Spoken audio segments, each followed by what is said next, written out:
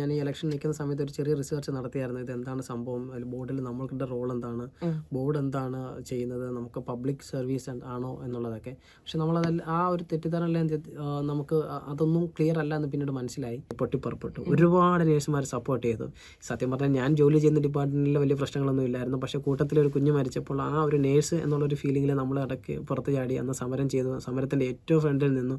അന്നത്തെ കാലത്ത് ഞാനിപ്പം നമ്മുടെ മലയാളി നേഴ്സ് ആത്മഹത്യ ചെയ്തതിനെ തുടർന്ന് മുംബൈയിലെ സ്വകാര്യ ആശുപത്രിയിലെ 200ഓളം മലയാളി ജീവനക്കാർ നടത്തുന്ന സമരം 3-ാം ദിവസവും തുടരുകയാണ്. ഇവർ ടെർമിനേറ്റ് ചെയ്യുവാണെങ്കിലും നമ്മൾ സ്വയമേ പോവുകയാണെങ്കിലും 50,000 കൊടുക്കാതെ നമ്മുടെ 10 തൊട്ടുള്ളത് അതിന്റെ രജിസ്ട്രേഷൻ ഉൾപ്പെടെ സർട്ടിഫിക്കറ്റ് ഏകദേശം എൻ്റെ 18 സർട്ടിഫിക്കറ്റ് അവരെ ഇരിപ്പുണ്ട്. ക്യാപ്പ് പോലും പാസ്സാകാൻ പറ്റത്തില്ല. കമ്മ്യൂണിക്കേഷനാണ് ഇവിടുത്തെ ഏറ്റവും കീ എലമെൻ്റ് എന്ന് പറയുന്നത്.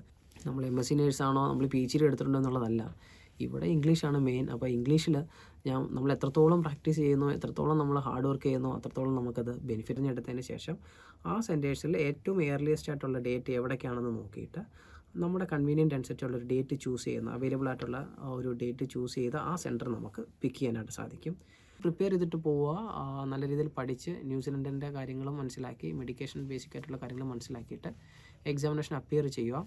3 പ്രാവശ്യം അറ്റംപ്റ്റ് ഉണ്ടെന്ന് ഞാൻ പറഞ്ഞു. ഈ 3 പ്രാവശ്യം അറ്റംപ്റ്റ് ഉണ്ട് എന്നുള്ളത് മാത്രമല്ല, 3ാമത്തെ അറ്റംപ്റ്റിൽ നമ്മൾ ക്ലിയർ ആക്കാൻ സാധിച്ചില്ലെങ്കിൽ നമ്മുടെ ന്യൂസിലൻഡിലുള്ള ജേർണി അവിടെ കൊണ്ട് അവസാനിക്കുകയാണ്. പിന്നെ എഴുതാനേ പറ്റത്തില്ല. പിന്നെ ആ അപേക്ഷ അത് സക്സസ് ആവുമോ ഇല്ലയോ എന്നുള്ളത് നമുക്ക് പറയാൻ പറ്റത്തില്ല. അത് കൗൺസിലിൻ്റെ അൾട്ടിമേറ്റ് ഡിസിഷനാണ്. കമ്മിറ്റി അത് പഠിച്ചതിന് ശേഷം ന്യൂസിലൻഡ് നേഴ്സിംഗ് കൗൺസിലിൻ്റെ ഡിസിഷനാണ് ആ ആൾക്ക് ഈ ടൈം ഫ്രെയിം 6 months എന്നുള്ളത് അടുത്ത 1 month 2 months എക്സ്റ്റെൻഡ് ചെയ്ത് കൊടുക്കുമോ ഇല്ല എന്നുള്ളത്. പക്ഷേ there is an opportunity always. Already UK ഒരു സിസ്റ്റം എന്ന് പറഞ്ഞാൽ ഓവർസീസ് നേഴ്സസ് CBT എക്സാമിനേഷനാണ് എഴുതുന്നത്. അവരെയും ആ എക്സാമിനേഷൻ്റെ പേര് CBT എന്നാണ്. അതിനുശേഷം അവർ അതേ തുടർന്ന് OSCE UK പോയി ചെയ്യുന്നു. ഇവിടെ ന്യൂസിലൻഡിന് വേണ്ടിയിട്ടുള്ള പ്രത്യേകതരമായ ഒരു ന്യൂസിലാൻഡ് ഓൺലൈൻ തിയറിറ്റിക്കൽ എക്സാമിനേഷൻ അവർ കൊണ്ടുവന്നിട്ടുണ്ട്. ഇതാണ് ന്യൂസിലൻഡിൽ ഇങ്ങനെയാണ്. ഓക്കെ, നമ്മൾ ഇനി ന്യൂസിലൻഡിലെ സ്റ്റൈലിൽ വരണം. അതെ, എൻ്റെ കൂട്ടുകാരിക്ക് ജോലി കിട്ടി, നടന്നു വന്ന് കയറി, എൻ്റെ ചേച്ചിക്ക് കിട്ടി, പക്ഷേ എനിക്ക് കിട്ടുന്നില്ല. So you are missing something else. You need to understand what expecting from a New Zealand perspective. So first thing എന്ന് പറയുന്നത്, എനിക്ക് എൻ്റെ അപ്പയ്ക്കും അമ്മയ്ക്കും 12 വർഷം മക്കളില്ലാതെ ഞങ്ങൾ 2 പേരുണ്ട്. ട്വിൻസ് ആയിരുന്നു. നാട്ടിൽ ജനിച്ചു. എൻ്റെ 3ാമത്തെ അനിയത്തി വന്ന സമയത്ത് മമ്മി 3ാം ക്ലാസ്സിൽ വെച്ചിട്ട് മമ്മി മരിച്ചതിന് ശേഷം കുറച്ച് നാൾ ഞങ്ങൾ വീണ്ടും സ്ട്രഗിൾ ചെയ്തു. പപ്പ മിലിറ്ററിക്കാരനായതുകൊണ്ട് അതിൻ്റേതായിട്ടുള്ള ചിട്ടവട്ടങ്ങളിൽ കൂടെ പോയി, കൂടുതലോട്ട് പോകുന്നില്ല. അത് കഴിഞ്ഞ് പുല്ല് വെട്ടി രാവിലെ സ്കൂളിൽ പോകണമെങ്കിൽ എല്ലാ ആൾക്കാരും സ്കൂൾ ബസ്സിലും അല്ലാതെയും പോകുന്ന സമയത്ത് ഞാൻ പോയത് നടന്നാണ്. ഞാനും എൻ്റെ അനിയത്തിമാരും ഞങ്ങളെല്ലാവരും നടന്ന് സ്കൂളിൽ പോയി. ഒരു ബുക്ക് അല്ലെങ്കിൽ ഒരു ബാഗൊന്നും എനിക്ക് ഓർമ്മയില്ല. കവറിനകത്ത് നമ്മളിങ്ങനെ സാധാ നമ്മൾ തുണിക്കടയിൽ നിന്ന് കിട്ടുന്ന കവറിൽ ബുക്ക് വെച്ചിട്ട് അത് മടക്കി കൈ പിടിച്ച് കൊണ്ടുപോയിട്ടുള്ള ആൾക്കാരാണ് ഞാൻ. നമ്മൾ ചെയ്യാത്ത പരിപാടികളില്ല. ചെമ്മീൻ കെട്ടിലൊക്കെ സെക്യൂരിറ്റി പണിയൊക്കെ എടുത്തിട്ടാണ് ആ സമയത്ത് നമ്മൾ നേഴ്സിങ്ങിൻ്റെ ആ സമയങ്ങൾ കടന്നുകൂടി പോയത്.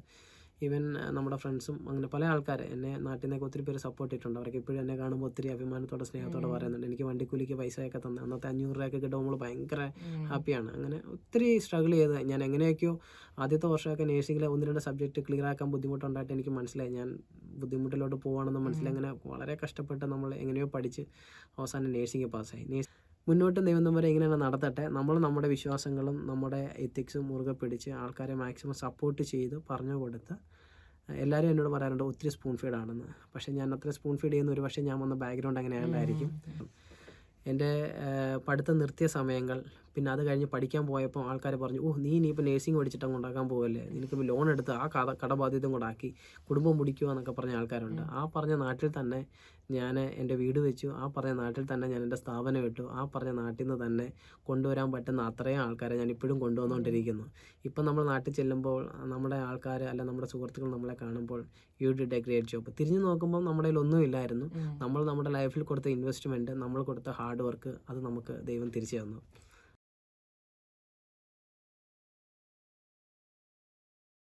നമസ്കാരം, ഞാൻ സിന്ധു പുന്നോസ്. നമ്മുടെ മലയാളം FM-ന്റെ മാർക്കറ്റ് പൾസ് എന്ന പുതിയൊരു പരിപാടിയിലേക്ക് എല്ലാവർക്കും സ്വാഗതം.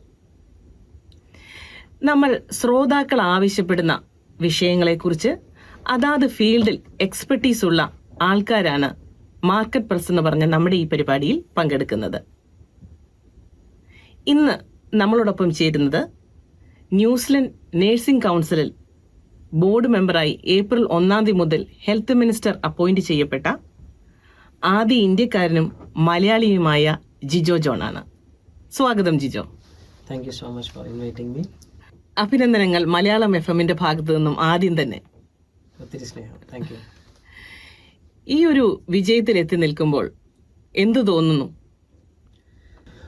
കഴിഞ്ഞ വർഷം കൗൺസിൽ ഇലക്ഷൻ വന്ന സമയത്ത് ഒരുപാട് ആൾക്കാർ എന്നെ സപ്പോർട്ട് ചെയ്യുകയും നോമിനേഷൻ കൊടുക്കുകയും ചെയ്തു. അതിനെ തുടർന്ന് ഇലക്ഷൻ നമ്മൾ ഏകദേശം 29 കാൻഡിഡേറ്റ് ഉണ്ടായിരുന്നു. ആ 29 കാൻഡിഡേറ്റിൽ നിന്ന് ഒന്നാമനായി തിരഞ്ഞെടുക്കപ്പെട്ടു. എല്ലാ ആൾക്കാരോടും എനിക്ക് വോട്ട് ചെയ്ത, എന്നെ സപ്പോർട്ട് ചെയ്ത എല്ലാ എൻ്റെ ഫ്രണ്ട്സും, എൻ്റെ നേഴ്സസ്, അവരുടെ കുടുംബങ്ങൾ എല്ലാവരോടും, എസ്പെഷ്യലി നമ്മുടെ മലയാളി കമ്മ്യൂണിറ്റിയോടുള്ള ഒരു വലിയ നന്ദിയും. എല്ലാ സംഘടനകളും അകമഴിഞ്ഞ രീതിയിൽ നമ്മളെ സപ്പോർട്ട് ചെയ്തു.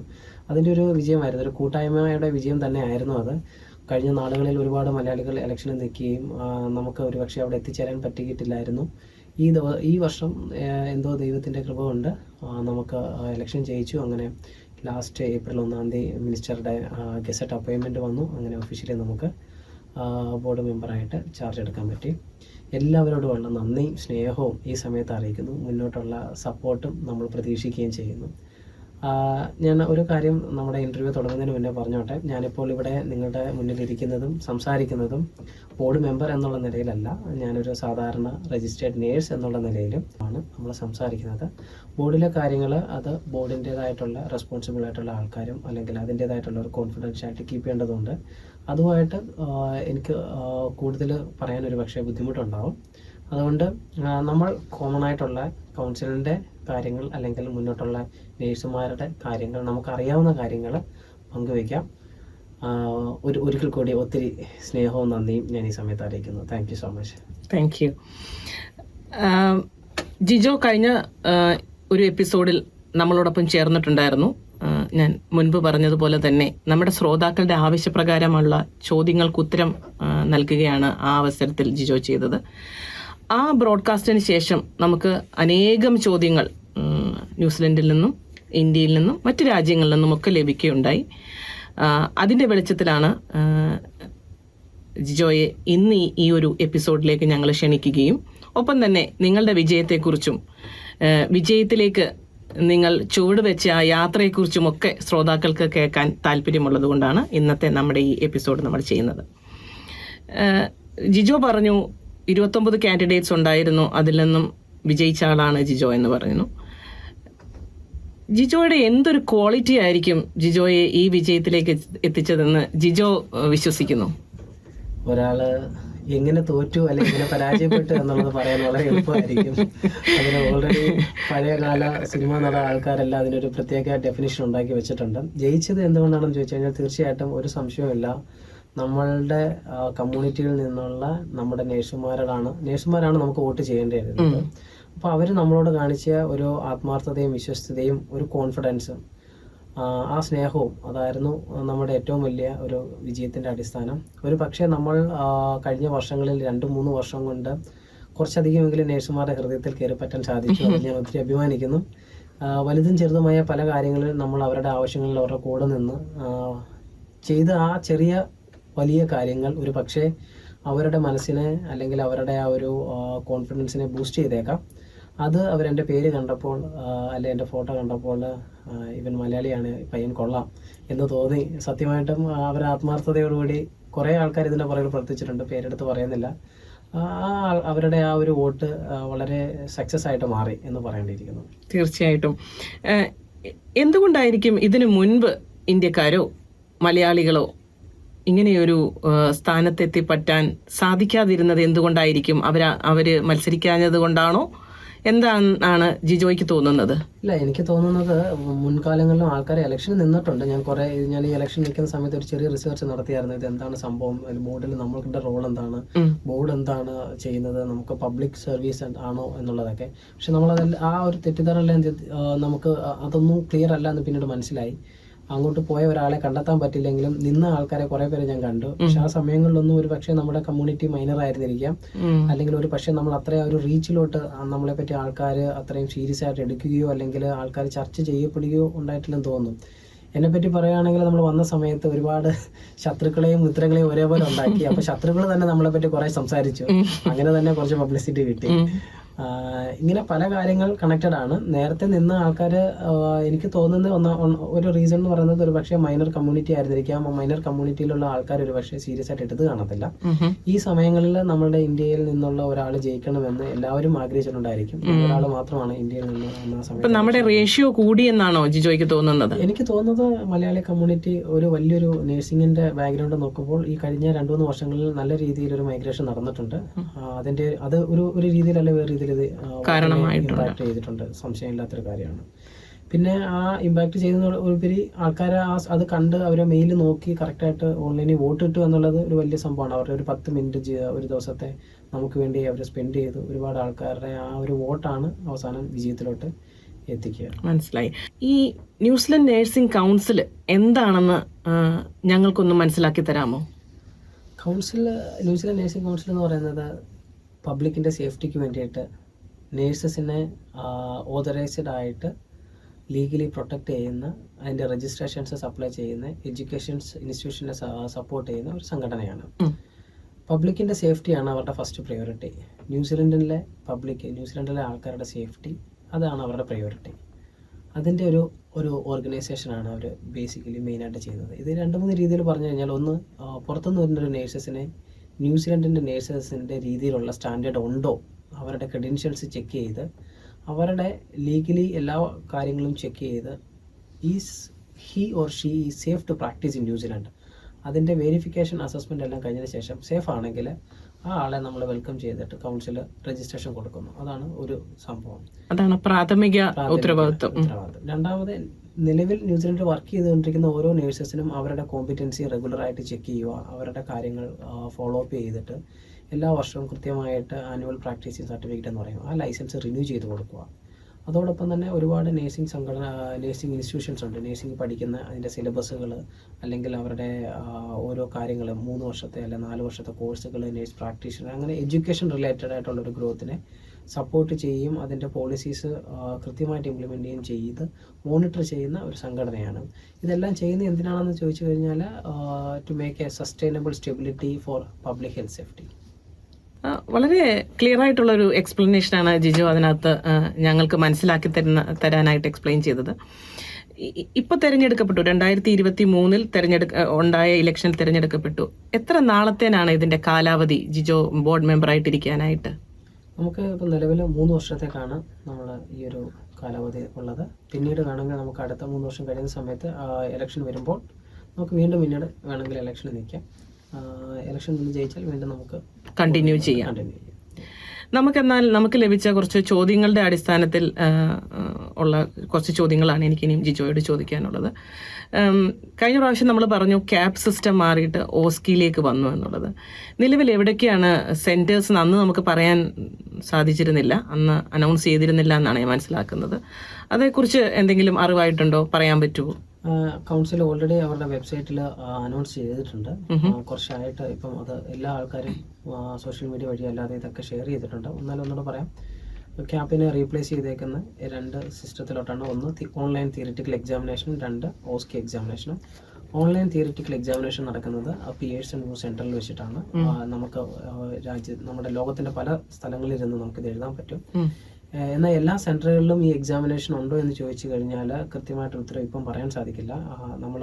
നമ്മുടെ തന്നെ മൈൻഡിലുള്ള പല കാൻഡിഡേറ്റുകളും കേരളത്തിൽ എക്സാം ബുക്ക് ചെയ്യാൻ നോക്കിയിട്ട് എക്സാം സെൻറ്റേഴ്സ് കാണിക്കുന്നില്ല. ഇപ്പം നിലവിൽ കാണിച്ചിരിക്കുന്നത് ഇന്ത്യയിലെ ചില സ്പെഷ്യലൈസ്ഡ് പർട്ടിക്കുലർ സെൻറ്റേഴ്സ് പിയേഴ്സൺ തിരഞ്ഞെടുത്തിട്ടുള്ള സെൻറ്ററുകൾ മാത്രമാണ് ഇപ്പം നിലവിൽ എക്സാം സെൻറ്ററായിട്ട് അവർക്ക് ബുക്ക് ചെയ്യാൻ സാധിക്കുന്നത്.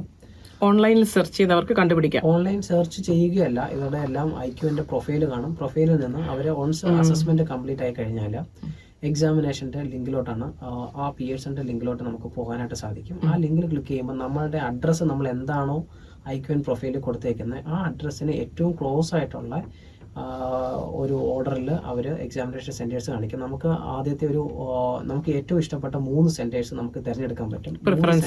തിരഞ്ഞെടുത്തതിന് ശേഷം ആ സെൻറ്റേഴ്സിൽ ഏറ്റവും ഏർലിയസ്റ്റ് ആയിട്ടുള്ള ഡേറ്റ് എവിടേക്കാണെന്ന് നോക്കിയിട്ട് നമ്മുടെ കൺവീനിയൻ്റ് അനുസരിച്ചുള്ള ഒരു ഡേറ്റ് ചൂസ് ചെയ്യുന്ന, അവൈലബിൾ ആയിട്ടുള്ള ഒരു ഡേറ്റ് ചൂസ് ചെയ്ത് ആ സെൻറ്റർ നമുക്ക് പിക്ക് ചെയ്യാനായിട്ട് സാധിക്കും.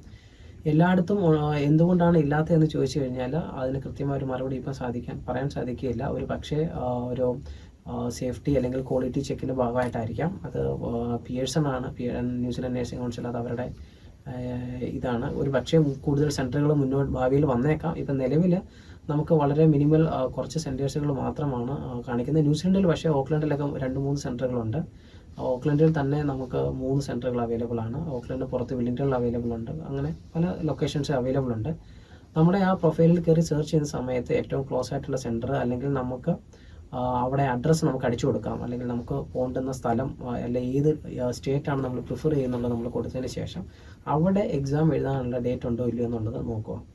ഒരു കാര്യം മനസ്സിലാക്കേണ്ടത്, ഈ പിയേഴ്സൺ എന്ന് പറയുന്നത് ന്യൂസിലൻഡ് ഓൺലൈൻ എക്സാമിനേഷൻ നടത്താൻ മാത്രമുള്ള ഒരു സംഘടനയല്ല. ഒരുപാട് എക്സാമിനേഷനുകൾ കണ്ടക്ട് ചെയ്യുന്ന ഒരു ഫെസിലിറ്റിയാണത്.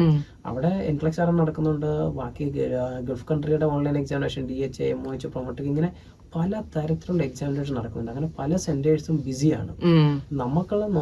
നമുക്ക് ഒരു പക്ഷേ ആ സെൻട്രൽ ലിസ്റ്റഡ് ആണെങ്കിൽ പോലും നമ്മൾ ഉദ്ദേശിക്കുന്ന ഡേറ്റിൽ, ക്ലോസ് ആയിട്ടുള്ള ഡേറ്റിൽ എക്സാമിനേഷൻ ഡേറ്റ് കിട്ടണമെന്നില്ല. സോ ഒൺസ് നമുക്ക് അസസ്മെന്റ് കംപ്ലീറ്റ് ആയി കഴിഞ്ഞാൽ കൗൺസിൽ 6 months ടൈം ഫ്രെയിം തരുന്നുണ്ട്. ഈ വിത്തിൻ 6 months നമുക്ക് 3 attempt ആണ് കൗൺസിൽ റെക്കമെൻഡ് ചെയ്യുന്നത്. 3 attemptsനുള്ളിൽ നമുക്ക് എക്സാമിനേഷൻ ബുക്ക് ചെയ്ത് എഴുതാൻ പറ്റും. So as early as possible ഒരു ഡേറ്റ് എടുക്കുക, ബുക്ക് ചെയ്യുക, എന്നിട്ട് നോക്കിയതിന് ശേഷം പാർട്ട് എ, പാർട്ട് 2. പാർട്ട് എയിൽ 12 ക്വസ്റ്റ്യനും പാർട്ട് 2-ൽ 108 ക്വസ്റ്റ്യനുമാണ് ഉള്ളത്. പാർട്ട് ബിയിൽ പാർട്ട് എ എന്ന് പറയുന്നത് മെഡിക്കേഷൻ സേഫ്റ്റി റിലേറ്റഡ് ക്വസ്റ്റ്യനും, പാർട്ട് 2 ഒരു ജനറൽ ക്വസ്റ്റ്യൻ ആണ്, കൾച്ചർ സേഫ്റ്റി ഇൻക്ലൂഡഡ് ആയിട്ടുള്ള, ന്യൂസിലൻഡിലെ ജനറൽ ആയിട്ടുള്ള ഒരു ക്വസ്റ്റ്യനുമാണ്. അപ്പം നമ്മൾ ഏത് പാർട്ടിലാണ് ഫെയിൽ ആവുന്നത് അത് മാത്രം റിപ്പീറ്റ് ചെയ്താൽ മതി. അതല്ല എന്നുണ്ടെങ്കിൽ നമുക്കിപ്പോൾ എക്സാമിനേഷൻ ഒരു പക്ഷേ ഏതെങ്കിലും കാരണത്തിൽ നമുക്ക് ക്യാൻസൽ ചെയ്യണമെന്നുണ്ടെങ്കിൽ വിത്തിൻ 48 hours മുന്നേ നമ്മൾ ക്യാൻസൽ ചെയ്യേണ്ടതായിട്ടുണ്ട്. ഇനി പിയേഴ്സൺ സെന്റർ അത് ക്യാൻസൽ ചെയ്യുവാണെങ്കിൽ ഒരു പൈസയും എക്സ്ട്രാ അടയ്ക്കാതെ തന്നെ നമുക്ക് അവർ നമ്മളെ ഇന്റിമേറ്റ് ചെയ്യും. അതോടൊപ്പം തന്നെ നമുക്കത് നമ്മുടെ പൈസ ഒന്നും പോകാതെ തന്നെ വീണ്ടും നമുക്ക് എക്സാം എഴുതാനുള്ള ഒരു സൗകര്യം അവർ ഒരുക്കി തരും. പക്ഷേ ഇത് എത്രത്തോളം അവൈലബിലിറ്റി ഉണ്ട്, എത്രത്തോളം ഈസിലി ആക്സസിബിൾ ആണ് എന്നുള്ളത് നമ്മൾ നിൽക്കുന്ന ലൊക്കേഷനെ ബേസ് ചെയ്തിരിക്കും. 2 നമ്മൾ ചൂസ് ചെയ്യുന്ന ഡേറ്റ് അനുസരിച്ചിരിക്കും. ഇപ്പോൾ കേരളത്തിലേക്കുള്ള എനിക്ക് തോന്നുന്ന മനസ്സിലാക്കിയ പിയേഴ്സൺ സെന്ററിലൊക്കെ ഓൾവേസ് ബിസിയാണ്, ഫുള്ളാണ് ഇവരെല്ലാം. കാരണം വേറെ മൾട്ടിപ്പിൾ എക്സാമിനേഷൻ ആയിട്ട് ആൾക്കാർ ഈ സ്പേസ് ഓൾറെഡി ബുക്ക് ചെയ്തിരിക്കുന്നതാണ്. അതുകൊണ്ട് സോ അതൊന്ന് ശ്രദ്ധിക്കേണ്ടതായിട്ടുണ്ട്. ഈ തിയറിറ്റിക്കൽ എക്സാമിനേഷൻ കൊണ്ട് എന്താണ് ഉദ്ദേശിക്കുന്നത്? എങ്ങനെ അതിന് പ്രിപ്പയർ ചെയ്യാം? തിയറിറ്റിക്കൽ എക്സാമിനേഷൻ ഞാൻ പറഞ്ഞല്ലോ, നേരത്തെ പറഞ്ഞല്ലോ തന്നെ പിയേഴ്സൺ സെൻറ്ററിലാണ് ഇത് നടക്കുന്നത്. IQN തിയറിറ്റിക്കൽ എക്സാമിനേഷൻ ഒരു computer based multiple choice questions ആണ് ഇതിനകത്തുള്ളത്. 4 ഇന്റർനാഷണലി ക്വാളിഫൈഡ് നേഴ്സസ്, പുറത്തുനിന്ന് വരുന്ന ആൾക്കാർ CGFNS കംപ്ലീറ്റ് ചെയ്ത് New Zealand nursing council assessment complete ചെയ്ത് കഴിഞ്ഞാൽ തിയറിറ്റിക്കൽ എക്സാമിനേഷനുള്ള ഇൻവിറ്റേഷൻ കിട്ടുന്നു, എക്സാം ബുക്ക് ചെയ്യുന്നു. കംപ്ലീറ്റ്ലി മൾട്ടിപ്പിൾ ചോയ്സ് ക്വസ്റ്റ്യൻ ആണ്. പാർട്ട് എ മെഡിക്കേഷൻ സേഫ്റ്റിയിൽ 12 ക്വസ്റ്റ്യൻസ് ഉണ്ടായിരിക്കും. ഈ 12 ക്വസ്റ്റ്യൻസിന് നമുക്ക് അനുവദിച്ചിട്ടുള്ള time computer based multiple choice 30 minutes ആണ്. പാർട്ട് ബി എന്ന് പറയുന്നത് നേഴ്സിംഗ് നോളജിനെ പറ്റിയുള്ള ഒരു multiple choice question. Again 135 minutes ആണ് ഇതിന് അലോ ചെയ്തിട്ടുള്ളത്. ഏകദേശം 108 ക്വസ്റ്റ്യൻസ് ഇതിനകത്ത് ഇൻവോൾവഡ് ആണ്. നമ്മൾ ആ കമ്പ്യൂട്ടർ, അതായത് ഈ കോമ്പറ്റീവ് അസസ്മെൻറ്റ് നമുക്ക് എങ്ങനെയാണ് ഈ എക്സാമിനേഷൻ സ്റ്റേജിലോട്ട് എത്തിപ്പെടുക എന്ന് പറഞ്ഞു കഴിഞ്ഞാൽ നമുക്ക് ഇമെയിൽ ഇൻവിറ്റേഷൻ കിട്ടും. അതോടൊപ്പം തന്നെ നമ്മുടെ പ്രൊഫൈലിൽ നമുക്ക് കാണാൻ പറ്റും അസസ്മെൻറ്റ് കംപ്ലീറ്റ് ആയി കഴിഞ്ഞാൽ ഈ എക്സാമിനേഷൻ സെലക്ട് ചെയ്ത് നമ്മുടെ ഇഷ്ടപ്പെടുന്ന ലൊക്കേഷനിൽ ഇഷ്ടപ്പെടുന്ന ഡേറ്റിൽ നമുക്ക് ബുക്ക് ചെയ്യാൻ പറ്റും.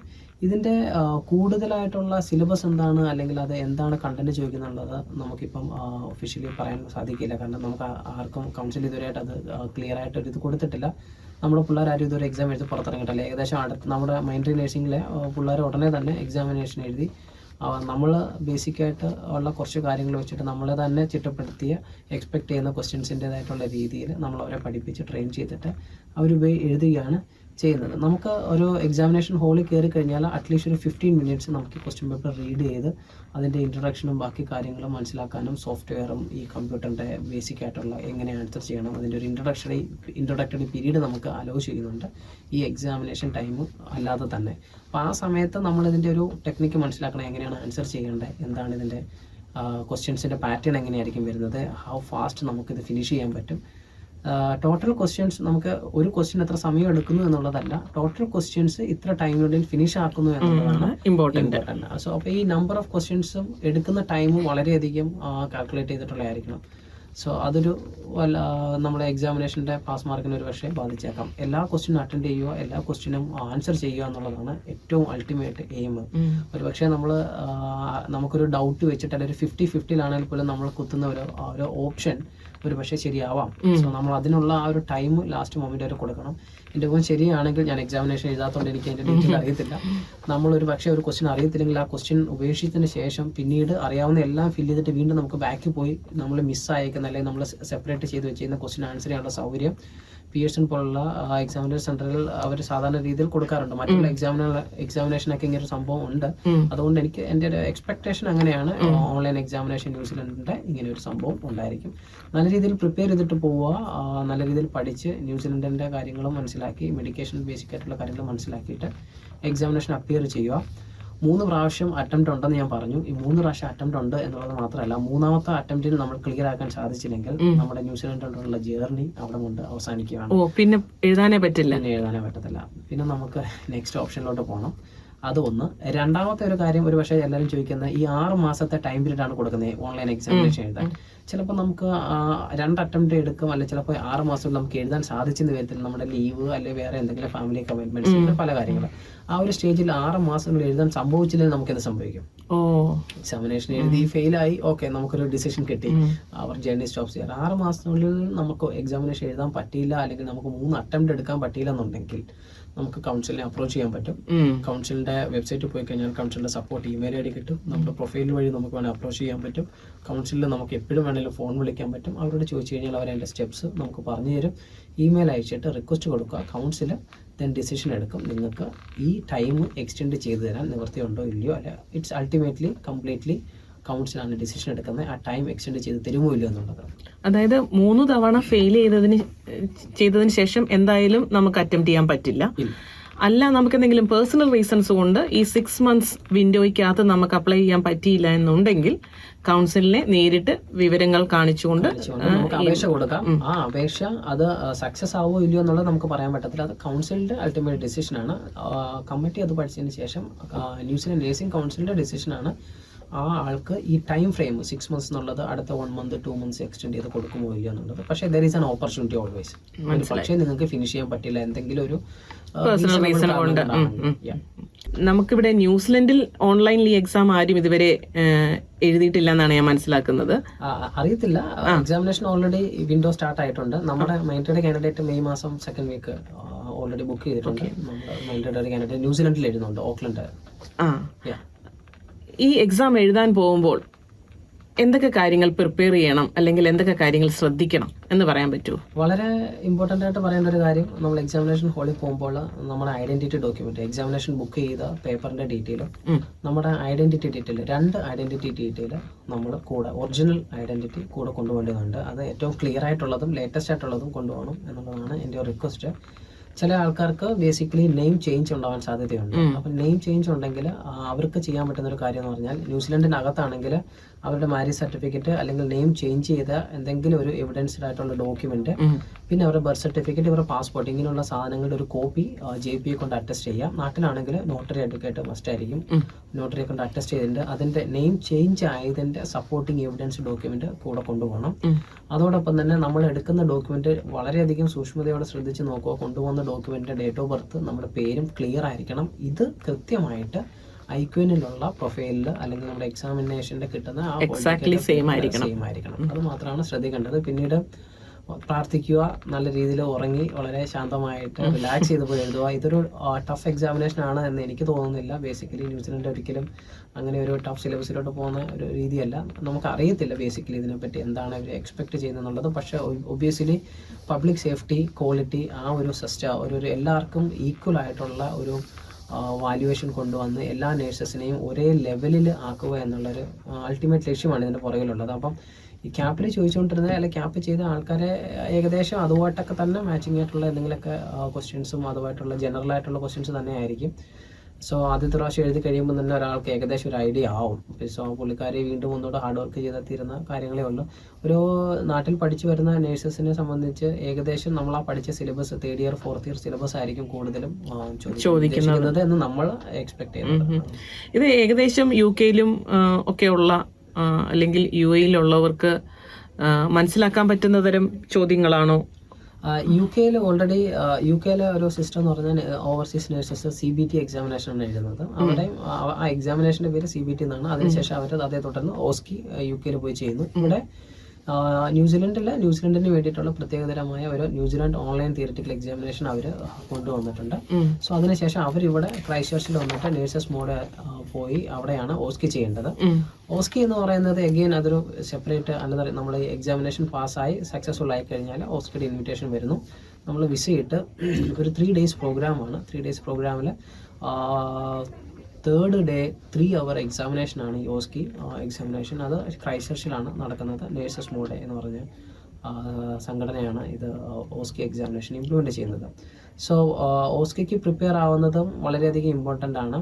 ഓസ്ട്രേലിയ അതേസമയം ചെയ്തിരിക്കുന്നത് എന്താണെന്ന് പറഞ്ഞു കഴിഞ്ഞാൽ NCLEX ആറിനാണ്. NCLEX ആറിന് എഴുതുന്നു. NCLEX ആറിന് എഴുതിയതിന് ശേഷം അത് പാസ്സാവുകയാണെങ്കിൽ നമുക്ക് ഓസ്കിയിലോട്ട് അവരും കൊണ്ടുവന്നു.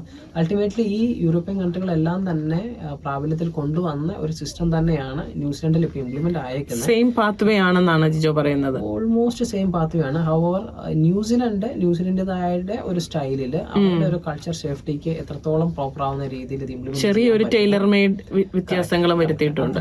ചെറിയ വ്യത്യാസങ്ങൾ വരുത്തി ന്യൂസിലൻഡിന്റെ ഒരു സ്റ്റാൻഡേർഡ് അല്ലെങ്കിൽ ന്യൂസിലൻഡിന്റെ ഒരു എക്സ്പെക്റ്റഡ് ലെവലായിട്ടുള്ള ഒരു ക്വാളിറ്റി അവർ കൊണ്ടുവന്നിട്ടുണ്ട് എന്നാണ് ഞാൻ മനസ്സിലാക്കിയിരിക്കുന്നത്. നല്ലൊരു കാര്യമാണ്. അതാത് രാജ്യത്തിന് ചേരുന്ന രീതിയിലുള്ള എക്സാം സിസ്റ്റവും സെലക്ഷൻ സിസ്റ്റവും ഫോളോ ചെയ്യുക എന്നുള്ളത്. ഇതിന്റെ ഒരു വെളിച്ചത്തിൽ ഞാൻ ചോദിക്കുന്നു, ഈയിടെ വായിക്കാനിടയായി UK ഈ എക്സാമുമായിട്ട് ബന്ധപ്പെട്ട പലതരം മാൽ പ്രാക്ടീസസുകൾ നടന്നതായിട്ട് നമ്മൾ വായിക്കാനിടയായി. അങ്ങനെ ഒരു ചാൻസ് ഇവിടെ ഒഴിവാക്കാനായിട്ട് എന്തൊക്കെ മെഷേഴ്സ് ആണ് നമ്മൾ എടുത്തിരിക്കുന്നത്? അങ്ങനെ എന്തെങ്കിലും അറിവുണ്ടോ ജിജോയ്ക്ക്? ഈ എക്സാമിനേഷനിലൊന്നും ഒരു മാൽ പ്രാക്ടീസ് നടന്നതായിട്ട് ഞാൻ കേട്ടിട്ടില്ല. അത് ഈ CBT അല്ല ഓസ്കി. ആകെ നമുക്കിപ്പോൾ നാട്ടിൽ നിന്ന് മനസ്സിലാക്കിയെടുത്തോളം OETയിൽ കുറേ മാൽ പ്രാക്ടീസസും ഫ്രോഡ് ആക്ടിവിറ്റീസും നടന്നിട്ടുണ്ട്. UK നിരന്തരമായിട്ട് അവരിപ്പോൾ ഒരുപാട് ഇൻവെസ്റ്റിഗേഷൻ നടന്നുകൊണ്ടിരിക്കുക. ഏകദേശം 250 നേഴ്സസ് അല്ലാതെ കൂടുതൽ നേഴ്സസ് ഇതിന്റെ ഒരു ഭവിഷ്യത്ത് ആഫ്റ്റർ എഫക്റ്റിൽ നിൽക്കുന്ന ഒരു സാഹചര്യമാണ്. അവരെല്ലാം അവരുടെ ജോലി റിസൈൻ ചെയ്ത് യു കെയിൽ ചെന്നതിന് ശേഷമാണ് OET റിപ്പോർട്ട് ചെയ്തിരിക്കുന്നത്. നിങ്ങൾ എഴുതിയ എക്സാമിനേഷൻ സെൻറ്റർ ഒരു പക്ഷേ ഫ്രോഡ് സെൻറ്റർ ആയിരിക്കാം, അല്ലെങ്കിൽ എന്തെങ്കിലും സസ്പീഷ്യസ് ആയിട്ടുള്ള ഒരു ഫ്രോഡ് അവർ സസ്പെക്ട് ചെയ്തിട്ട് ആ എക്സാമിനേഷൻ റിസൾട്ട് വിത്ത്ഹോൾഡ് ചെയ്യുകയാണ് ചെയ്യുന്നത്. അങ്ങനെ എക്സാമിനേഷൻ റിസൾട്ട് വിഡ്രോ ചെയ്യുകയോ ചെയ്തിട്ടുണ്ടെങ്കിൽ ഒരു നേഴ്സിനെ സംബന്ധിച്ച് ഫസ്റ്റ് ചെയ്യാൻ പറ്റുന്നത് OET ആണ് നമ്മളെ ആദ്യം ഇൻഫോം ചെയ്യുന്നത് നിങ്ങളുടെ എക്സാമിനേഷനിൽ ഒരു പ്രോബ്ലം ഉണ്ട് എന്നുള്ളത്.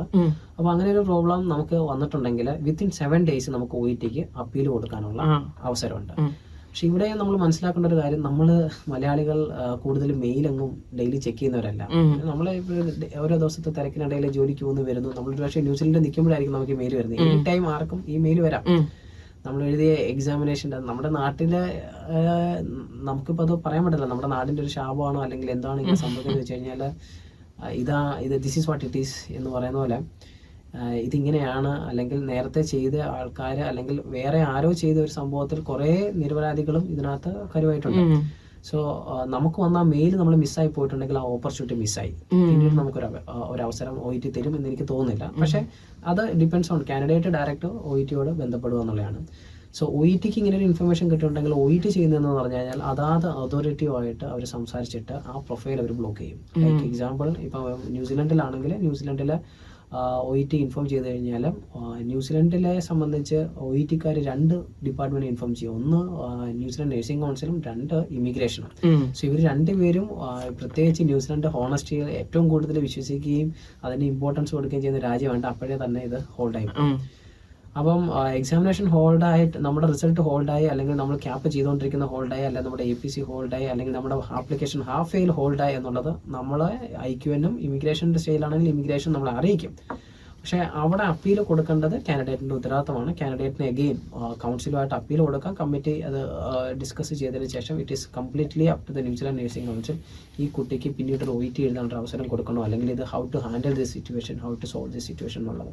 നമ്മുടെ നാട്ടിൽ ഇപ്പം നടക്കുന്നുണ്ടോ എന്ന് എനിക്കറിയില്ല. നേരത്തെ നമ്മളെല്ലാവരും അറിയിക്കുന്ന പോലെ തന്നെ പല ആൾക്കാരും ഇതുപോലെ ഈ ഒരു ചതിവലയിൽ പെട്ടിട്ടുണ്ട്.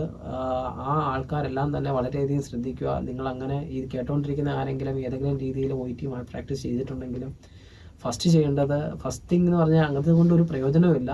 നമ്മളിങ്ങനെ ചെയ്ത് OET പാസ്സായി ഒരു ഇംഗ്ലീഷ് സ്പീക്കിംഗ് കൺട്രി വന്ന് ഇംഗ്ലീഷ് സംസാരിക്കാൻ പറ്റില്ലെങ്കിൽ you are going to struggle lifelong. Even ന്യൂസിലൻഡൊക്കെ ആണെങ്കിൽ ക്യാപ്പ് പോലും പാസ്സാവാൻ പറ്റത്തില്ല. കമ്മ്യൂണിക്കേഷൻ ആണ് ഇവിടുത്തെ ഏറ്റവും കീ എലമെന്റ് എന്ന് പറയുന്നത്. കമ്മ്യൂണിക്കേഷൻ ആണ് ഇവിടുത്തെ ഏറ്റവും സേഫ്റ്റി എന്ന് പറയുന്നത്. ഒരു പേഷ്യൻറ്റ് നമ്മളോട് കമ്മ്യൂണിക്കേറ്റ് ചെയ്യുന്നത് നമുക്ക് കൃത്യമായിട്ട് അവരോട് പറയാൻ പറ്റിയില്ലെങ്കിൽ ദെയർ ഇസ് നോ വാല്യൂ. നമ്മൾ MSc നേഴ്സാണോ, നമ്മൾ PhD എടുത്തിട്ടുണ്ടോ എന്നുള്ളതല്ല. ഇവിടെ ഇംഗ്ലീഷാണ് മെയിൻ. അപ്പോൾ ഇംഗ്ലീഷിൽ നമ്മൾ എത്രത്തോളം പ്രാക്ടീസ് ചെയ്യുന്നോ, എത്രത്തോളം നമ്മൾ ഹാർഡ് വർക്ക് ചെയ്യുന്നോ, അത്രത്തോളം നമുക്കത് ബെനിഫിറ്റ് ഉണ്ടാവും. ഇനി അങ്ങനെ ചെയ്തിട്ടുള്ള ആൾക്കാർ ഒരു പക്ഷേ പേപ്പർ വർക്ക് നിൽക്കുന്നുണ്ടെങ്കിൽ മുന്നോട്ട് കൊണ്ടുപോകാൻ ഒരിക്കലും ഞാൻ എന്നെ റെക്കമെൻഡ് ചെയ്യുന്നില്ല. നിങ്ങൾ അവിടെ സ്റ്റോപ്പ് ചെയ്തിട്ട് നിങ്ങളുടെ OET നിങ്ങൾ വീണ്ടും പോയി പഠിച്ച് എഴുതി ഒന്നുകൂടെ ഫ്രഷ് ആപ്ലിക്കേഷൻ എഴുതുന്നതായിരിക്കും നല്ലത്. അപ്പീലുള്ള ആൾക്കാർ അൺഫോർച്ചുനേറ്റ്ലി നിങ്ങൾ കൗൺസിൽ അല്ലെങ്കിൽ അതായത് റെസ്പെക്റ്റീവ് ഓതോറിറ്റി OET അല്ലെങ്കിൽ നിങ്ങൾ ഏതോ ഓതോറിറ്റി ആയിട്ട് പോയി അപ്പീൽ കൊടുക്കുക. നിങ്ങൾ സത്യസന്ധമായിട്ടാണ് എഴുതിയിരിക്കുന്നതെന്ന് നിങ്ങൾക്ക് തോന്നിയിട്ടുണ്ടെങ്കിൽ നിങ്ങൾക്ക് all right to appeal it, but completely depends upon the council അല്ലെങ്കിൽ OET. ഇനി എഴുതാൻ പോകുന്ന ആൾക്കാർ ശ്രദ്ധിക്കേണ്ട കാര്യങ്ങൾ, ഇപ്പം എനിക്ക് മനസ്സിലാക്കിയ ഒരു ഏജൻസി നിന്നുകൊണ്ട് ഞാൻ മനസ്സിലാക്കി വന്നിട്ടുള്ള കാര്യങ്ങളാണ്. ഇപ്പം ഏറ്റവും കൂടുതൽ നമ്മുടെ ഇന്ത്യയിലെ ചണ്ഡീഗഡ് എന്ന് പറഞ്ഞ സ്ഥലത്ത് OET എഴുതിയിരിക്കുന്നതാണ് എല്ലാം ഒട്ടുമിക്ക ആൾക്കാർക്ക് നോട്ടിഫിക്കേഷൻ പോയിരിക്കുന്നത്. സോ നമ്മൾ ഖത്തറിലും കുവൈറ്റിലും ഗൾഫിലും നിൽക്കുന്ന ആൾക്കാർ എന്തിന് ചണ്ഡീഗഡ് ഒരു എക്സാം എഴുതി എന്നൊരു ക്വസ്റ്റ്യൻ എല്ലാം ചോദിക്കും. അപ്പോൾ എല്ലാ ആൾക്കാരും അവരുടെ ലീവിൻ്റെ സമയത്ത് കൃത്യമായിട്ട് OET എക്സാമിനേഷൻ ഡേറ്റ് കിട്ടുന്നത് നോക്കി എഴുതുന്നതാണ് അവർ. എന്നിരുന്നാലും നമ്മൾ ശ്രദ്ധിക്കേണ്ട ഒരു കാര്യം, ഏറ്റവും സേഫായിട്ട് ഏറ്റവും ക്വാളിറ്റി ഉള്ള സ്ഥലങ്ങളിൽ ഇപ്പോൾ എക്സാമിനേഷൻ എഴുതാൻ ശ്രദ്ധിക്കുക. ഞാൻ ആ ഒരു സ്റ്റേറ്റിനെ വില കുറച്ച് കാണുന്നില്ല. അവിടെ എന്താണ് നടന്നത് നമുക്കറിയത്തില്ല.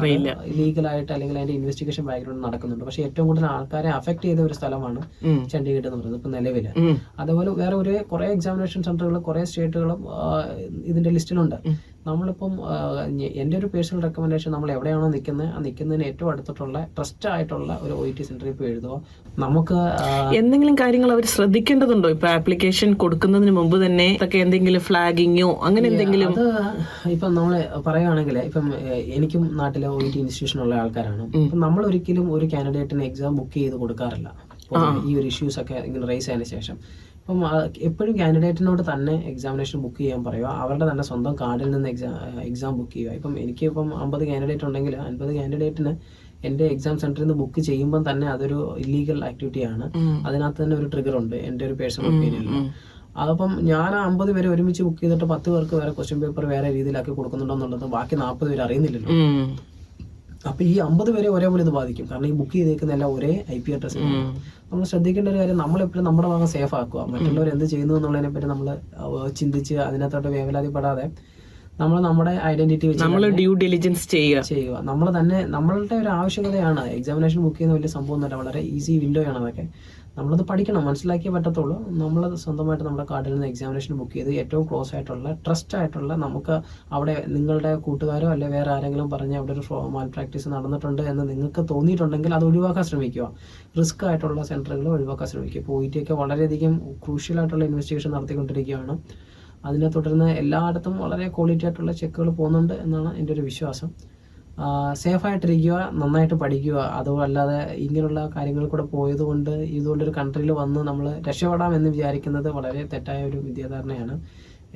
അക്കോർഡിംഗ് ടു മീ, ഇംഗ്ലീഷിനകത്ത് നല്ലൊരു പ്രാവീണ്യം ഇല്ലാതെ ഒരു ഇംഗ്ലീഷ് സ്പീക്കിംഗ് കൺട്രി പോയി നമുക്ക് ജോലി ചെയ്യാൻ പറ്റത്തില്ല. ബിക്കോസ് നമ്മൾ ഹാൻഡിലിങ് ഹ്യൂമൻസ്. നമ്മുടെ ഒരു ചെറിയ മിസ്റ്റേക്ക് അല്ലെ, നമ്മുടെ ഒരു ചെറിയൊരു നിരുത്തരവാദിത്തം ഒരു പക്ഷേ ഒരു മനുഷ്യൻ്റെ ജീവൻ്റെ വില കൊടുക്കേണ്ടി വരും. മാക്സിമം നമ്മളത് ഒരു മനുഷ്യൻ എന്നുള്ള നിലയിൽ നമ്മൾ ചിന്തിച്ച് നോക്കുമ്പോൾ അത് ഒഴിവാക്കാൻ തന്നെ ആയിരിക്കും നല്ലത്. Safety is always important. English ലാംഗ്വേജിനെ കുറിച്ച് ഇപ്പം ജിജോ പരാമർശിക്കുകയുണ്ടായി. ഇംഗ്ലീഷ് ലാംഗ്വേജ് ടെസ്റ്റിൽ എന്തെങ്കിലും ചേഞ്ചസ് വരാനായിട്ട് ചാൻസ് ഉണ്ടോ? നിലവിൽ ന്യൂസിലൻഡ് നഴ്സിംഗ് കൗൺസിൽ ഇതുവരെ അങ്ങനെ വെബ്സൈറ്റിലൊന്നും കൊടുത്തിട്ടില്ല. English language test writing C+, ബാക്കിയെല്ലാം B grade. Reading, speaking, listening ഇതെല്ലാം തന്നെ B ഗ്രേഡ്. ഈ ഒരു സ്കോറിൽ തന്നെ ആയിരിക്കും കൊണ്ടുപോകുന്നത്. IELTS ആണെങ്കിലും റൈറ്റിംഗ് 6.5, ബാക്കിയെല്ലാം 7. വിത്തിൻ 12 months ക്ലബിങ് അക്സെപ്റ്റബിൾ ആണ്. സോ നമുക്ക് എത്ര ടൈം വേണമെങ്കിലും എഴുതാം. സിംഗിൾസ് ആയിട്ട് വേണമെങ്കിലും നമുക്ക് എഴുതാൻ പറ്റും. ന്യൂസിലൻഡോട്ട് വരുമ്പോൾ ഇപ്പം നിലവിലുള്ള സ്കോർ ഇങ്ങനെ തന്നെ കണ്ടിന്യൂ ചെയ്യാനാണ് സാധ്യത. ഇതുവരെ വെബ്സൈറ്റിൽ അങ്ങനെ ഒരു പ്രത്യേകിച്ച് പുതിയൊരു അപ്ഡേറ്റുകൾ വന്നിട്ടില്ല. നമ്മൾ കഴിഞ്ഞ എപ്പിസോഡ് നമ്മൾ സംസാരിച്ചായിരുന്നു. ഇപ്പം എൻറോൾ ചെയ്യപ്പെട്ട നഴ്സസിന് എന്തെങ്കിലും ചേഞ്ചസ് ബാധിക്കുന്നുണ്ടോ? അതിൻ്റെ ഒരു ഡേറ്റ് അവർ കൊടുത്തിട്ടുണ്ട്, December 4th. December 4th മുന്നേ എൻറോൾ ചെയ്ത നേഴ്സസ് എല്ലാം തന്നെ cap 2023 December 4th. Yes correct, sorry 2021 December 4th മുന്നേ രജിസ്റ്റർ ചെയ്തേക്കുന്ന എല്ലാ ആൾക്കാരും ക്യാപ്പിൻ്റെ പ്രോസസ്സിൽ കൂടെ തന്നെ പോകും. കുറേ ആൾക്കാർ ചോദിക്കുന്ന ഒരു ക്വസ്റ്റ്യൻ ആണ്, എനിക്ക് ക്യാപ്പ് വേണ്ട ഓസ്കി മതി, എന്ത് സംഭവിക്കും എന്നുള്ളത്. Ultimately final decision by New Zealand nursing council. നിങ്ങൾക്ക് ക്യാപ്പിൻ്റെ ലെറ്ററാണ് കിട്ടുന്നതെങ്കിൽ, എൻ്റെ ഒരു ശരിയാണെങ്കിൽ ക്യാപ്പ് തന്നെ നിങ്ങൾ ചെയ്യേണ്ടി വരും. ഓസ്കിയാണ് കിട്ടുന്നതെങ്കിൽ ഓസ്കിയുടെയും തിയറിറ്റിക്കൽ എക്സാമിനേഷനും ഡേറ്റ് തന്നെ ചൂസ് ചെയ്യേണ്ടി വരും. അതിനൊരു മാറ്റം ഉണ്ടാവാൻ നിലവിൽ സാധ്യതയില്ല. കൗൺസിലിൻ്റെ അസസ്മെൻറ്റിന് ശേഷം കിട്ടുന്ന ഡിസിഷണൽ ലെറ്ററിനെ ബേസ് ചെയ്തിട്ട് ഇരിക്കുന്നത്. ഒരു ക്ലാരിറ്റിക്ക് വേണ്ടി ഞാൻ ഒന്നുകൂടെ ഒന്ന് എംഫസൈസ് ചെയ്ത് ചോദിക്കുകയാണ്, കാരണം നമുക്ക് പലരും ചോദിക്കുന്നത് കൊണ്ടാണ്. ഇനിയും ആർക്കെങ്കിലും ക്യാപ്പിന് അപ്ലൈ ചെയ്യാൻ പറ്റുമോ? ഇനി ആർക്കും ക്യാപ്പിന് അപ്ലൈ ചെയ്യാൻ പറ്റത്തില്ല. കാരണം ക്യാപ്പിന് അപ്ലൈ ചെയ്യേണ്ടാൽ ക്യാപ്പ് എന്ന് പറഞ്ഞ് ആ ഒരു മൊഡ്യൂളിൻ്റെ ടൈം ഓൾറെഡി കഴിഞ്ഞു. December 4th മുന്നേ അപ്ലൈ ചെയ്ത ആൾക്കാർക്ക് വേണ്ടി മാത്രമാണ് ഇപ്പോൾ ക്യാപ്പ് നിലവിൽ ന്യൂസിലൻഡിൽ ഉള്ളത്.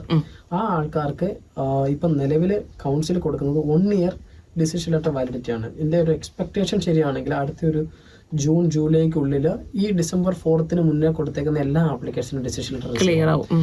അപ്പോൾ നെക്സ്റ്റ് ഇയർ 2025 ഒരു June July വരെ അവർക്ക് അതിനുള്ള വാലിഡിറ്റി ഉണ്ടാവും. ആ ഒരു സമയം വരെ ഈ പ്രത്യേക വിഭാഗം നഴ്സുമാർക്ക് വേണ്ടി മാത്രം ക്യാപ്പ് ഇവിടെ റൺ ആവും. ഈ ആൾക്കാർക്ക് ഇനി ഓസ്കി ചെയ്യാൻ പറ്റുമോ എന്ന് ചോദിച്ചാൽ അതിൻ്റെ ഉത്തരം കൊടുക്കേണ്ടത് ന്യൂസിലൻഡ് നേഴ്സിംഗ് കൗൺസിലാണ്.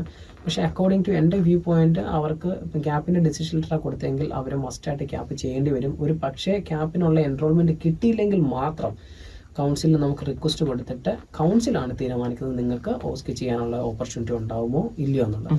ഇനി ഇതിന് ശേഷം വന്ന ആൾക്കാരുണ്ട്, അവരെല്ലാം ഇനി മുതൽ അങ്ങോട്ടെല്ലാം ഇനി അങ്ങോട്ടുള്ള നെക്സ്റ്റ് ജനറേഷൻ ഇന്ന് തുടങ്ങിയാണെങ്കിലും December 4th ശേഷം നാളെ ആപ്ലിക്കേഷൻ ഇട്ടാലും എല്ലാ ആൾക്കാരും ചെയ്യുന്നത് ഓസ്കി ഒബ്ജക്റ്റീവ് സ്ട്രക്ചേർഡ് ക്ലിനിക്കൽ എക്സാമിനേഷൻ, ഓസ്കി എന്ന് പറഞ്ഞ പാത്വേയും ന്യൂസിലാൻഡ് തിയറിറ്റിക്കൽ ഓൺലൈൻ എക്സാമിനേഷനാണ്. ഇത് രണ്ടുമാണ് ചെയ്യുന്നത്. ഇവർക്ക് ഗ്യാപ്പ് ചെയ്യാൻ പറ്റുമോ എന്ന് ചോദിച്ചാൽ ഇവർക്കും പറ്റത്തില്ല. കാരണം അവർക്ക് 100% ഈ ഒരു മൊഡ്യൂളിൽ മാത്രമാണ് പോകുന്നത്.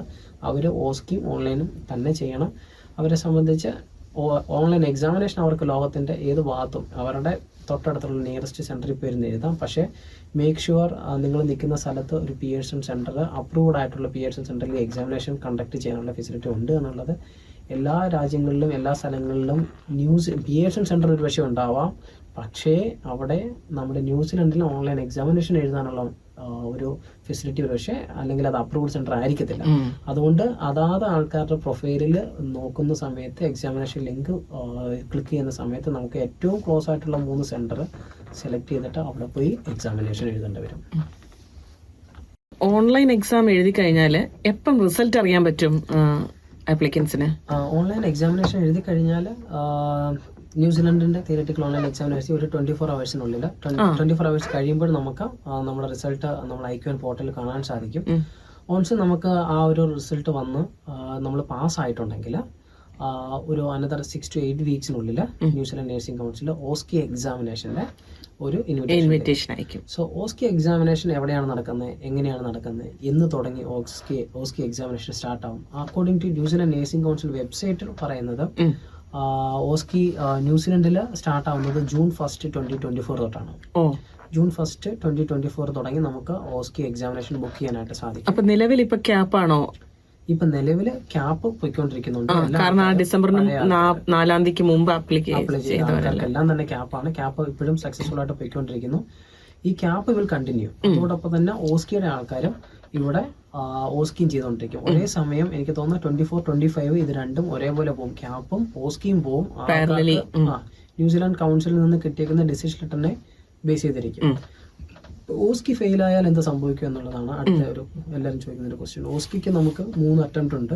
പക്ഷെ എനിക്ക് തോന്നുന്നത് ഒരു ഓസ്കി എക്സാമിനേഷൻ കഴിഞ്ഞതിന് ശേഷം അറൌണ്ട് 10 days നമ്മൾ വെയിറ്റിംഗ് ചെയ്യേണ്ടതായിട്ടുണ്ട്.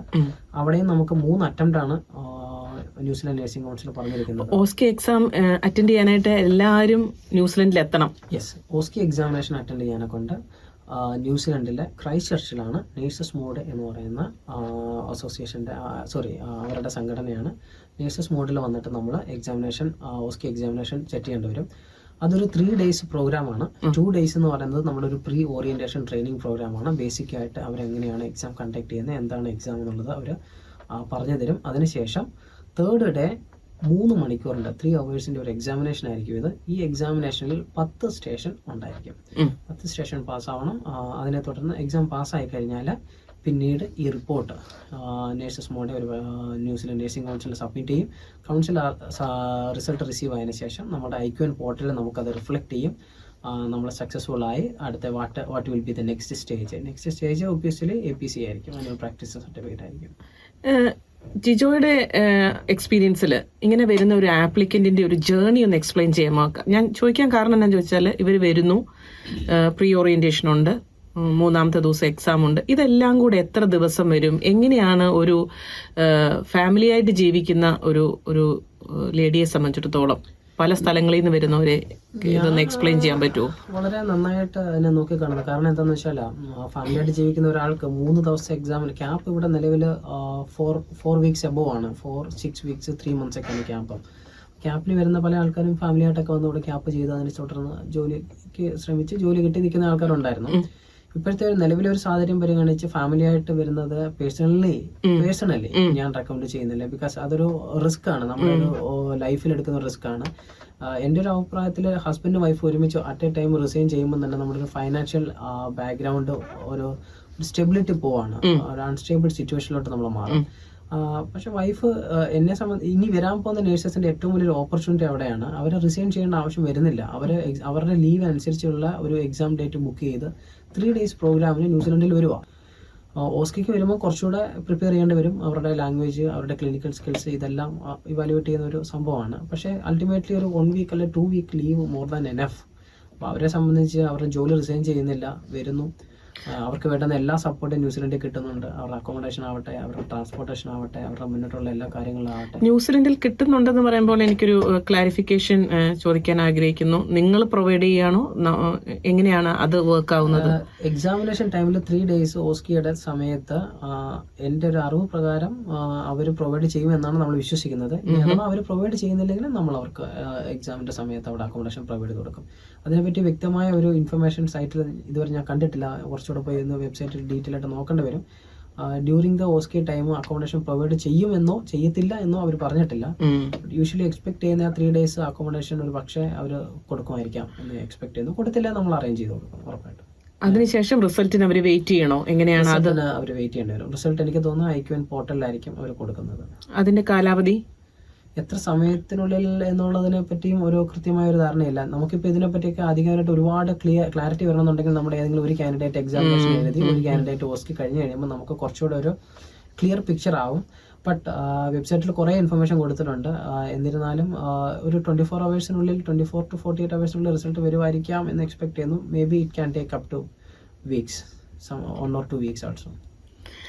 ഫെയിൽ ആയാൽ 10 working daysന് ശേഷം അവർക്ക് വീണ്ടും അത് അപ്ലൈ ചെയ്യാൻ വേണമെങ്കിൽ എക്സാമിനേഷൻ എഴുതാം. ഒന്നുകിൽ അവർക്ക് പോയിട്ട് തിരിച്ചു വരാം, അല്ലെങ്കിൽ അവർ പിന്നീട് എക്സാം ബുക്ക് ചെയ്യുക എന്നുള്ളതാണ് നെക്സ്റ്റ് ഓപ്ഷൻ. 3 പ്രാവശ്യം ബുക്ക് ചെയ്യാൻ പറ്റത്തുള്ളൂ. ഓൺലൈൻ ടെസ്റ്റ് പോലെ തന്നെ 3 ചാൻസേ ഉള്ളൂ. 3 ചാൻസിനുള്ളിൽ ഓസ്കി ക്ലിയർ ആവുക എന്നുള്ളതാണ് അവരുടെ ലക്ഷ്യം. ഓസ്കി ക്ലിയർ ആയി കഴിഞ്ഞാലുള്ള സ്റ്റെപ്പ് എന്താണ്? ഓസ്കി ക്ലിയർ ആയാൽ റിസൾട്ട് കൗൺസിൽ ന്യൂസിലാൻഡ് നേഴ്സിംഗ് കൗൺസിലിൻ്റെ സബ്മിറ്റ് ചെയ്തതിന് ശേഷം അവരത് നമ്മുടെ IQN പോർട്ടലിൽ നമുക്ക് അതിൻ്റെ ഒരു റിഫ്ലക്ഷൻ ഉണ്ടാവും. ഓസ്കി കംപ്ലീറ്റ് ആവുക എന്ന് പറഞ്ഞു കഴിഞ്ഞാൽ നമുക്ക് ന്യൂസിലാൻഡ് നേഴ്സിംഗ് കൗൺസിൽ രജിസ്ട്രേഷൻ കിട്ടിയെന്ന് നമുക്ക് വേണം പറയാം. സോ ആ APC എന്ന് പറഞ്ഞ കൗൺസിലിൻ്റെ ആ ഒരു APC ഉള്ള ഒരു ഇൻവിറ്റേഷൻ കാലതാമസം മാത്രമേ കാണത്തുള്ളൂ. ബിറ്റ്വീൻ ഒരു ഒത്തിരി ലോങ് ടൈം എടുക്കാതെ തന്നെ ഒരു 4 to 6 weeks എന്തായാലും നമുക്ക് രജിസ്ട്രേഷൻ കിട്ടാൻ സാധിക്കും. 4 to 6 weeks ഏകദേശം. കറക്റ്റ് ടൈം ഫ്രെയിമോ കാലാവധി ഒന്നും കൗൺസിൽ ഇതുവരെ കൊടുത്തിട്ടില്ല വെബ്സൈറ്റിൽ. അത് കഴിഞ്ഞാൽ അവർക്ക് ഇവിടെ ജോലിക്ക് അപ്ലൈ ചെയ്യാം. എങ്ങനെയാണ് ഇപ്പം ജോലി കിട്ടാനുള്ള ചാൻസസ്? ഇപ്പോഴത്തെ ഒരു ജോബ് മാർക്കറ്റ് എങ്ങനെയാണ്? വളരെയധികം ക്രൂഷ്യൽ ക്വസ്റ്റ്യൻ ആണ്. എല്ലാ ആൾക്കാരും ഈ യൂട്യൂബിലുള്ള വീഡിയോകളെല്ലാം കണ്ടിട്ട് പല ആൾക്കാരും പാനിക് ആയിട്ടിരിക്കുകയാണ്. ഫസ്റ്റ് തിങ് എന്ന് പറയുന്നത് മൈഗ്രേഷൻ ഒരിക്കലും ഒരു ഈസി അല്ല. നമ്മളൊരു രാജ്യത്ത് നിന്ന് വേറൊരു രാജ്യത്തോട്ട് പറിച്ച് മാറ്റപ്പെടുകയാണ് ചെയ്യുന്നത്. നമ്മളുടേതായ പല ഇഷ്ടങ്ങളും അനിഷ്ടങ്ങളും ഉണ്ടാവാം. നമ്മളൊരു പക്ഷേ ഒരു കംഫോർട്ട് സോണിൽ ഒരു മുട്ടയ്ക്കകത്ത് നല്ല ചൂട് പറ്റി വളരെയധികം ഷെൽട്ടർ എന്ന് പറഞ്ഞാൽ സെക്യൂർഡ് ആയിട്ടിരിക്കുന്ന ഒരു സംഭവമായിരിക്കും. നമ്മൾ അത് പൊട്ടിച്ച് പുറത്ത് വരുമ്പം ഒരു പക്ഷേ നമ്മൾ എക്സ്പെക്ട് ചെയ്യുന്ന ഒരു വെൽക്കമിങ്ങോ അല്ലെങ്കിൽ എക്സ്പെക്ട് ചെയ്യുന്ന രീതിയിലുള്ള ക്വാളിറ്റിയോ ഇനീഷ്യലി ഉണ്ടാവണമെന്നൊന്നുമില്ല. ഞാൻ മനസ്സിലാക്കിയെടുത്തോളം ഞാൻ 2020 ജാനുവരിയിൽ ന്യൂസിലൻഡിൽ വന്ന ഒരാളാണ്. ഞാൻ ന്യൂസിലൻഡിൽ വരുന്ന സമയത്ത് ഒരുപാട് സ്ട്രഗിൾ, ഒരു വർഷത്തോളം പേപ്പർ വർക്ക് ചെയ്തു. ക്യാമ്പിൻ്റെ അഡ്മിഷന് വേണ്ടി നമ്മൾ 1 വർഷത്തോളം വെയിറ്റ് ചെയ്തു. കുറേ സ്ട്രഗിൾ കൂടെ നമ്മൾ വന്നത്. കുറേ പൈസയും നമ്മൾ അതുപോലെ ചിലവാക്കി ഇൻവെസ്റ്റ് ചെയ്ത് വന്നേ. ഗൾഫിലായിരുന്നു ഞാനും എൻ്റെ വൈഫും ജോലി ചെയ്തിരുന്നത്. പക്ഷെ നമ്മുടെ ഒരു ഇൻവെസ്റ്റ്മെൻ്റ് ആയിരുന്നു അത്. നമ്മുടെ ലൈഫിൽ അല്ല നമ്മുടെ നെക്സ്റ്റ് ജനറേഷന് കൊടുക്കുന്ന ഒരു വലിയ ഇൻവെസ്റ്റ്മെൻ്റ് ആയിരുന്നു. ഞാൻ എപ്പോഴും എല്ലാവരും പറയാനുള്ളൊരു കാര്യമാണ്, എല്ലാ നേഴ്സസും ലോകത്ത് എവിടെ പോയാലും ചെയ്യുന്ന ജോലി സെയിം ആയിരിക്കും. ആകെ ഉള്ളത് അവരുടെ ഒരു വേ ഓഫ് ഡൂയിങ് ഇറ്റ് കുറച്ചൊന്ന് മാറും. പക്ഷേ നമ്മൾ കൂടെ നമ്മുടെ നെക്സ്റ്റ് ജനറേഷൻ അവർക്ക് കിട്ടുന്ന ഒരു സംഭവം, അല്ലെ അവർ ചെയ്യുന്ന ഒരു ജോലി, അല്ലെങ്കിൽ അവർക്ക് കിട്ടുന്ന ഒരു ഫ്രീഡം, അവരുടെ ഒരു ക്വാളിറ്റി എന്ന് പറയുന്നത് എൻറ്റയർലി ഡിഫറെൻ്റ് ആയിരിക്കും നമ്മുടെ നാട്ടിൽ നിന്ന് നോക്കുന്ന സമയത്ത്. എവിടെ പഠിച്ചു, അല്ലെ എന്ത് പഠിച്ചു, അല്ലെങ്കിൽ എത്രത്തോളം ആയി എന്നുള്ളതല്ല, എല്ലായിടത്തും അതിൻ്റെതായ ഒരു നല്ല വശങ്ങളും അതിൻ്റെതായിട്ടുള്ള നല്ല ഇതും ഉണ്ടാവും. പക്ഷെ എന്നിരുന്നാലും പേഴ്സണലി എൻ്റെ ഒരു അഭിപ്രായം പറയുന്നത് ന്യൂസിലൻഡിൻ്റെ എഡ്യൂക്കേഷൻ എന്ന് പറയുന്നത് വൺ ഓഫ് ദ ബെസ്റ്റ് ആണ്. പിള്ളേർക്ക് ഒരുപാട് മൂല്യാധിഷ്ഠിതമായ ഒരു വിദ്യാഭ്യാസം കിട്ടുമെന്ന് ഞാൻ വിശ്വസിക്കുന്നു. അതോടൊപ്പം തന്നെ അവരുടെ ഒരു ഭാവിയിൽ നമ്മൾ സ്ട്രഗിൾ ചെയ്യുന്നതിൻ്റെ അത്രയും ഒരു പക്ഷേ അവർ സ്ട്രഗിൾ ചെയ്യത്തില്ല എന്ന് ഞാൻ വിശ്വസിക്കുന്നു. സോ ഒരു ഇൻവെസ്റ്റ്മെൻ്റ് ആണ്. ഈ ഇൻവെസ്റ്റ്മെൻറ്റിൽ നമുക്ക് എത്രത്തോളം ലാഭമുണ്ട്, അല്ലെ എത്ര രൂപ ഇൻട്രസ്റ്റ് കിട്ടി എന്നുള്ളതിന് പ്രാധാന്യമില്ല. ഇത് നമ്മുടെ ലൈഫിൽ നമ്മൾ കൊടുക്കുന്ന ഒരു ഇൻവെസ്റ്റ്മെൻ്റ് ആണ്. നമ്മളൊരു കടയിൽ പോയി ബിരിയാണി കഴിച്ചു, 100 രൂപയ്ക്കും ബിരിയാണി കിട്ടും, 500 രൂപയ്ക്കും ബിരിയാണി കിട്ടും. സോ രണ്ടും നമ്മൾ എക്സ്പീരിയൻസ് ചെയ്യുന്നു. സോ 500 രൂപയ്ക്ക് ബിരിയാണി കഴിച്ചിട്ട് എൻ്റെ 500 രൂപ പോയി എന്ന് നമ്മൾ പറയാറില്ല. എന്നാൽ ന്യൂസിലാൻഡിലോട്ട് നമ്മളൊരു പേപ്പർ വർക്ക് സ്റ്റാർട്ട് ചെയ്യുന്നു. നിങ്ങൾക്കൂടെ എനിക്ക് പറയാനുള്ളത്, നിങ്ങൾ നിങ്ങളുടെ ജോലി റിസൈൻ ചെയ്യരുത്. You are investing for something else until you get some benefit. So നിങ്ങൾ നിങ്ങളുടെ ജോലി കണ്ടിന്യൂ ചെയ്യുക, അതോടൊപ്പം തന്നെ നിങ്ങൾ പഠിക്കുക. അതാണ് നിങ്ങളുടെ ഇൻവെസ്റ്റ്മെന്റ്, നിങ്ങളുടെ ടൈം. നിങ്ങളുടെ ഒബ്വിയസ്ലി കുറച്ച് പൈസ ചിലവുണ്ടാവും. ഇത് നമുക്ക് എപ്പോൾ റിട്ടേൺ ആവും എന്നുള്ളതെന്ന് പറയുന്നത് കാത്തിരുന്ന് കാണണം. മൂന്നാമതായിട്ട് നമ്മുടെ കുഞ്ഞുങ്ങളുടെ വിദ്യാഭ്യാസത്തിനും കുഞ്ഞുങ്ങളുടെ കാര്യങ്ങൾക്കും വേണ്ടി നമ്മൾ പ്രയോറിറ്റൈസ് ചെയ്യുന്നുണ്ടെങ്കിൽ there will be a result coming up very soon. New Zealand ചെയ്യുമ്പോൾ ഉള്ള അനദർ അഡ്വാൻറ്റേജ് എന്ന് പറയുന്നത്, ന്യൂസിലൻഡ് മാത്രമല്ല, ഓസ്ട്രേലിയ എന്ന് പറയുന്ന ഒരു വലിയൊരു കൺട്രിയുടെയും ഓപ്പർച്യൂണിറ്റീസ് നിങ്ങൾക്ക് വേണ്ടിയിട്ട് ഇങ്ങനെ തുറന്നിട്ടിരിക്കുകയാണ്.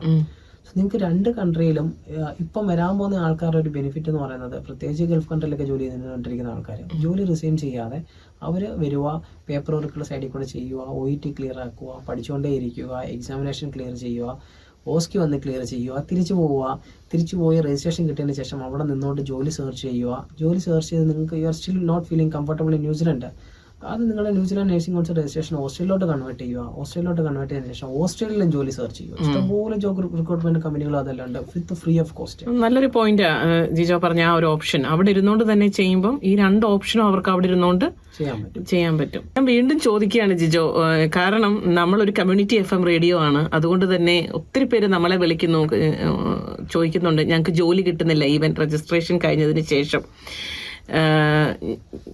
ഇവിടുത്തെ സിറ്റുവേഷൻ മാറി എന്ന് പറയുമ്പോൾ പറഞ്ഞതിന് ശേഷം പോസിറ്റീവ്ലി ഫോർച്ചുനേറ്റ്ലി വിതിൻ 2 വീക്സ് ജോലി കിട്ടിയെന്ന് പറഞ്ഞ് അവർ തിരിച്ചു വിളിച്ച സാഹചര്യങ്ങളും ഉണ്ടായിട്ടുണ്ട്. എന്തുകൊണ്ടായിരിക്കും അവർക്ക് ഈ ജോലി കിട്ടാനായിട്ട് ഇത്രയും സ്ട്രഗിൾ ചെയ്യുന്നതെന്ന് ജിജോയ്ക്ക് തോന്നുന്നത്? ന്യൂസിലാൻഡ് എന്ന് പറയുന്ന ഒരു ചെറിയ രാജ്യമാണ്, എല്ലാവർക്കും അറിയാം. ഇവിടെ കുറച്ച് ഹോസ്പിറ്റൽസും കുറച്ച് റെസ്റ്റ് റൂമുകളേ ഉള്ളൂ. എല്ലാ ആൾക്കാരും ആദ്യം പ്രിഫർ ചെയ്യുന്ന ഹോസ്പിറ്റലാണ്, DHP. സോ എൻ്റെ ഒരു അഭിപ്രായത്തിൽ ഇപ്പോഴത്തെ ഒരു സാഹചര്യത്തിൽ ഒരുപാട് നേഴ്സസ് ഓൾറെഡി മൈഗ്രേറ്റ് ചെയ്ത് കഴിഞ്ഞു. അപ്പം മേജർ ആയിട്ടുള്ള എല്ലാ വേക്കൻസികളും ഫിൽ ചെയ്തിട്ടുണ്ട്.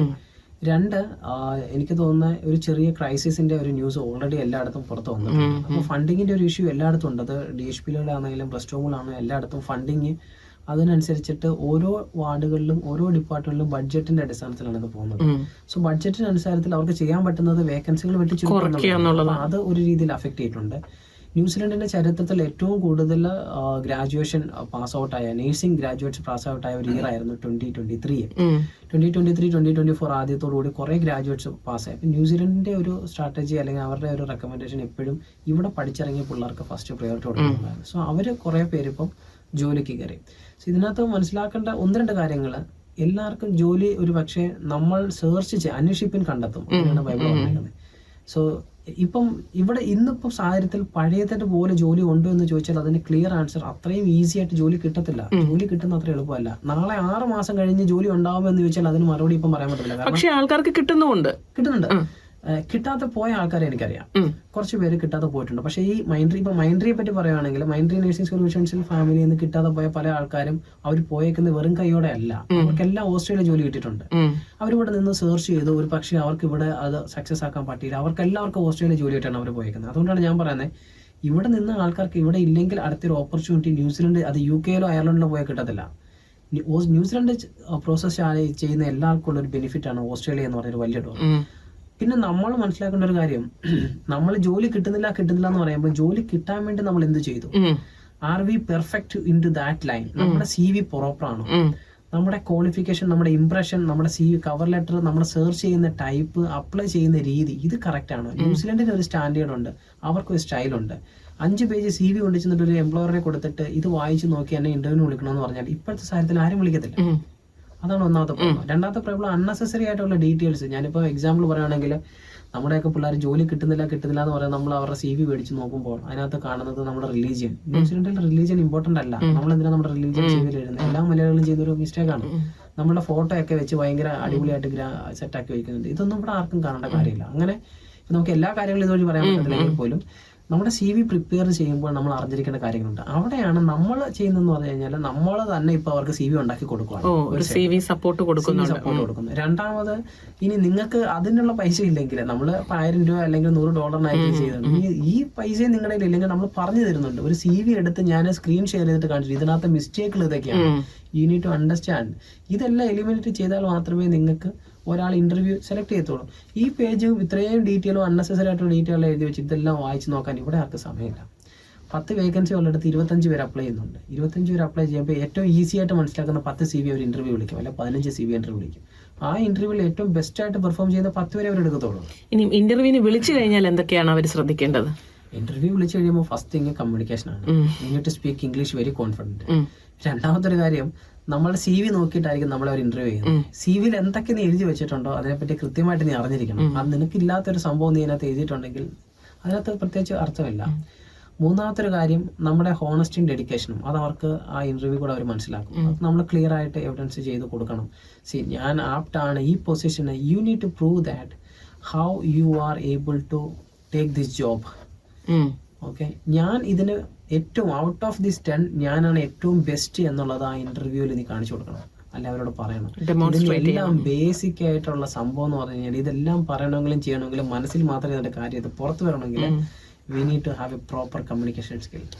അത് ജിജോ പറഞ്ഞതിനോട് ഞാൻ പൂർണ്ണമായിട്ടും യോജിക്കുന്നു. അതിപ്പം നഴ്സിംഗ് ഫീൽഡിലല്ല, ഇപ്പം ഞാനൊരു സീനിയർ ബിസിനസ് അനലിസ്റ്റ് ആയിട്ട് വർക്ക് ചെയ്യുന്ന ആളാണ്. നമ്മുടെ ഒരു കമ്മ്യൂണിറ്റി സർവീസാണ് നമ്മൾ ഈ ചെയ്യുന്ന കമ്മ്യൂണിറ്റി FM. ഞാനും ഇവിടെ വന്നപ്പോൾ ഞാൻ ഇന്ത്യയിൽ പ്രമുഖ ഒരു മാധ്യമ സ്ഥാപനത്തിൽ വർക്ക് ചെയ്ത ആളാണ്. ആ എക്സ്പീരിയൻസ് കൊണ്ട് മാത്രം ഞാൻ CV എഴുതിയത് കൊണ്ട് യാതൊരു കാര്യവുമില്ല എന്നെനിക്ക് മനസ്സിലായി വന്ന ആദ്യത്തെ 1-2 വർഷത്തിനകത്ത് തന്നെ. എന്നിട്ട് ഞാനൊരു പ്രൊഫഷണൽ കൺസൾട്ടന്റിനടുത്ത് പോയിട്ട് ഞാൻ പേ ചെയ്ത്, അന്നത്തെ കാലത്ത് എൻ്റെ ഓർമ്മ ശരിയാണെങ്കിൽ $200-300 കൊടുത്തിട്ട് ഞാൻ എൻ്റെ CV റീവർക്ക് ചെയ്തു. അപ്പൊ അദ്ദേഹം എന്ത് ചെയ്തു, അതിൽ നിന്ന് ഞാൻ പഠിച്ചതാണ്, ഒരു ജോബിന്റെ പ്രൊഫൈലിൽ അവർ തരുന്ന അതിനെ മാച്ച് ചെയ്ത് വേണം ഞാൻ എൻ്റെ CV എഴുതാൻ. അങ്ങനെ തന്നെയല്ലേ ഇപ്പം നഴ്സിംഗ് ഫീൽഡിലുള്ള ഒരാള് ഹോസ്പിറ്റലിൽ ചെയ്യുന്ന സെയിം CV ആയിരിക്കില്ല എന്നാണ് ഞാൻ മനസ്സിലാക്കുന്നത് വേറൊരു ജോബിന് വേണ്ടി ചെയ്യുമ്പോൾ. എങ്ങനെയാണ് ആ ഒരു കാര്യത്തെ ജിജോ കാണുന്നത്? ഫസ്റ്റ് തിങ് എന്ന് പറഞ്ഞു കഴിഞ്ഞാൽ ആൾക്കാർ ഒരു വേക്കൻസി കണ്ടു കഴിഞ്ഞാൽ അത് മൊത്തം വായിച്ചു നോക്കത്തില്ല.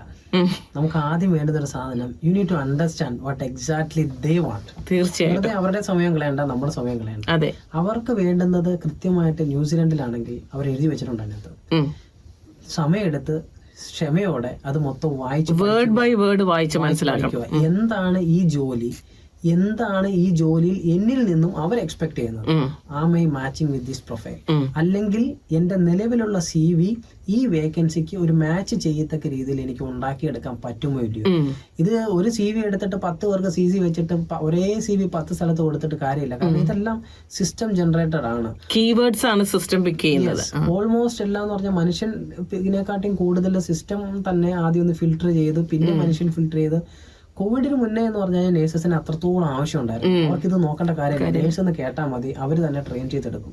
ഇപ്പൊ ആ ഒരു എമർജൻസി ആയിട്ടുള്ള വേക്കൻസികളെല്ലാം ഫിൽ ഔട്ട് ആയതുകൊണ്ട് ബാക്ക് ടു നോർമലായി. ഇതാണ് ന്യൂസിലൻഡിൽ ഇങ്ങനെയാണ്. നമ്മൾ ഇനി ന്യൂസിലൻഡിലെ സ്റ്റൈലിൽ വരണം. എന്റെ കൂട്ടുകാരിക്ക് ജോലി കിട്ടി, നടന്നു വന്ന് കയറി, എന്റെ ചേച്ചിക്ക് കിട്ടി, പക്ഷെ എനിക്ക് കിട്ടുന്നില്ല. So you are missing something. You need to understand what expecting from a New Zealand perspective. So നമ്മളുടെ CV പ്രോപ്പർ ആക്കി അതിലെ ആവശ്യമായിട്ടുള്ള റെലവെന്റ് ആയിട്ടുള്ള കണ്ടന്റ് കൊടുത്ത് ഈ കണ്ടന്റ് ജോബ് പ്രൊഫൈലുമായിട്ട് മാച്ചിങ് ആയിരിക്കണം. ഇതേ സാധനം ഇതേ CV ഒരിക്കലും വേറെ ഒരിടത്ത് കൊണ്ട് കൊടുത്താൽ അവിടെ പിക്ക് ചെയ്യത്തില്ല, അത് മാച്ച് ആവത്തില്ല. ഒന്നുകിൽ എക്സ്പീരിയൻസിൽ മാച്ച് ആവത്തില്ല, അല്ലെങ്കിൽ നമ്മളുടെ ഡിപ്പാർട്ട്മെന്റിൽ മാച്ച് ആവത്തില്ല. നേഴ്സിംഗ് എന്ന് പറഞ്ഞു കഴിഞ്ഞാൽ ഒരു ഹോസ്പിറ്റലിൽ എത്രയോ ഡിപ്പാർട്ട്മെന്റ് ഉണ്ട്, എത്രയോ എക്സ്പീരിയൻസ് ഉണ്ട്. ഇപ്പം OTയിൽ വർക്ക് ചെയ്യുന്ന ഒരു നേഴ്സിന് വേക്കൻസി അപ്ലൈ ചെയ്യേണ്ട മെഡിക്കൽ സർജിക്കൽ വാർഡിലാണ്. OT മാത്രമേ ഉള്ളൂ. നമുക്ക് നല്ല രീതിയിൽ ആ CV medical surgery as A nurse പുള്ളിക്കാരി കംപ്ലീറ്റ്ലി എലിജിബിൾ ആണ് മെഡിക്കൽ സർജിക്കൽ വാർഡിൽ വർക്ക് ചെയ്യാൻ. പക്ഷെ OT എക്സ്പീരിയൻസ് മാത്രം വെച്ച് കാണിച്ചാൽ അത് കിട്ടത്തില്ല. തീർച്ചയായിട്ടും I would like to learn more about medical and surgical patients. എനിക്കതൊരു പരിധിവരെ റിലേറ്റ് ചെയ്യാൻ പറ്റുന്നുണ്ട്. ഇപ്പം ഞാൻ ബിസിനസ് അനലിസ്റ്റ് ആണ്. പലതരം ബിസിനസ് അനലിസ്റ്റുകളുണ്ട്. ഒരു IT ബിസിനസ് അനലിസ്റ്റ് ഉണ്ട്, ഫൈനാൻഷ്യൽ ബിസിനസ് അനലിസ്റ്റ് ഉണ്ട്. ഞാനൊരു IT ബിസിനസ് അനലിസ്റ്റിന്റെ ജോലിക്ക് ചെല്ലുമ്പോൾ എൻ്റെ ഫൈനാൻഷ്യൽ സ്കില്ല് കാണിച്ചിട്ട് യാതൊരു കാര്യവും ഇല്ല എന്ന് പറയുന്നതാണ് ജിജോ പറയുന്ന പോയിന്റ്. അഥവാ നമുക്ക് ആ എക്സ്പീരിയൻസ് ഇല്ലെങ്കിൽ പോലും നമുക്കത് പഠിക്കാനുള്ള ഒരു ആഗ്രഹമുണ്ട്. We are eager to learn. നിനക്ക് ലൈസൻസ് ഉണ്ട്, എന്നിരുന്നാൽ കൂടി ഇപ്പൊ എനിക്ക് കാർ ഓടിക്കാൻ അറിയാം, പക്ഷെ എനിക്ക് ട്രക്ക് ഓടിക്കാൻ അറിയത്തില്ല. ട്രക്കിന്റെ ലൈസൻസ് കയ്യിലുണ്ട്, എനിക്ക് പഠിച്ചാൽ കൊള്ളാൻ ആഗ്രഹമുണ്ട്.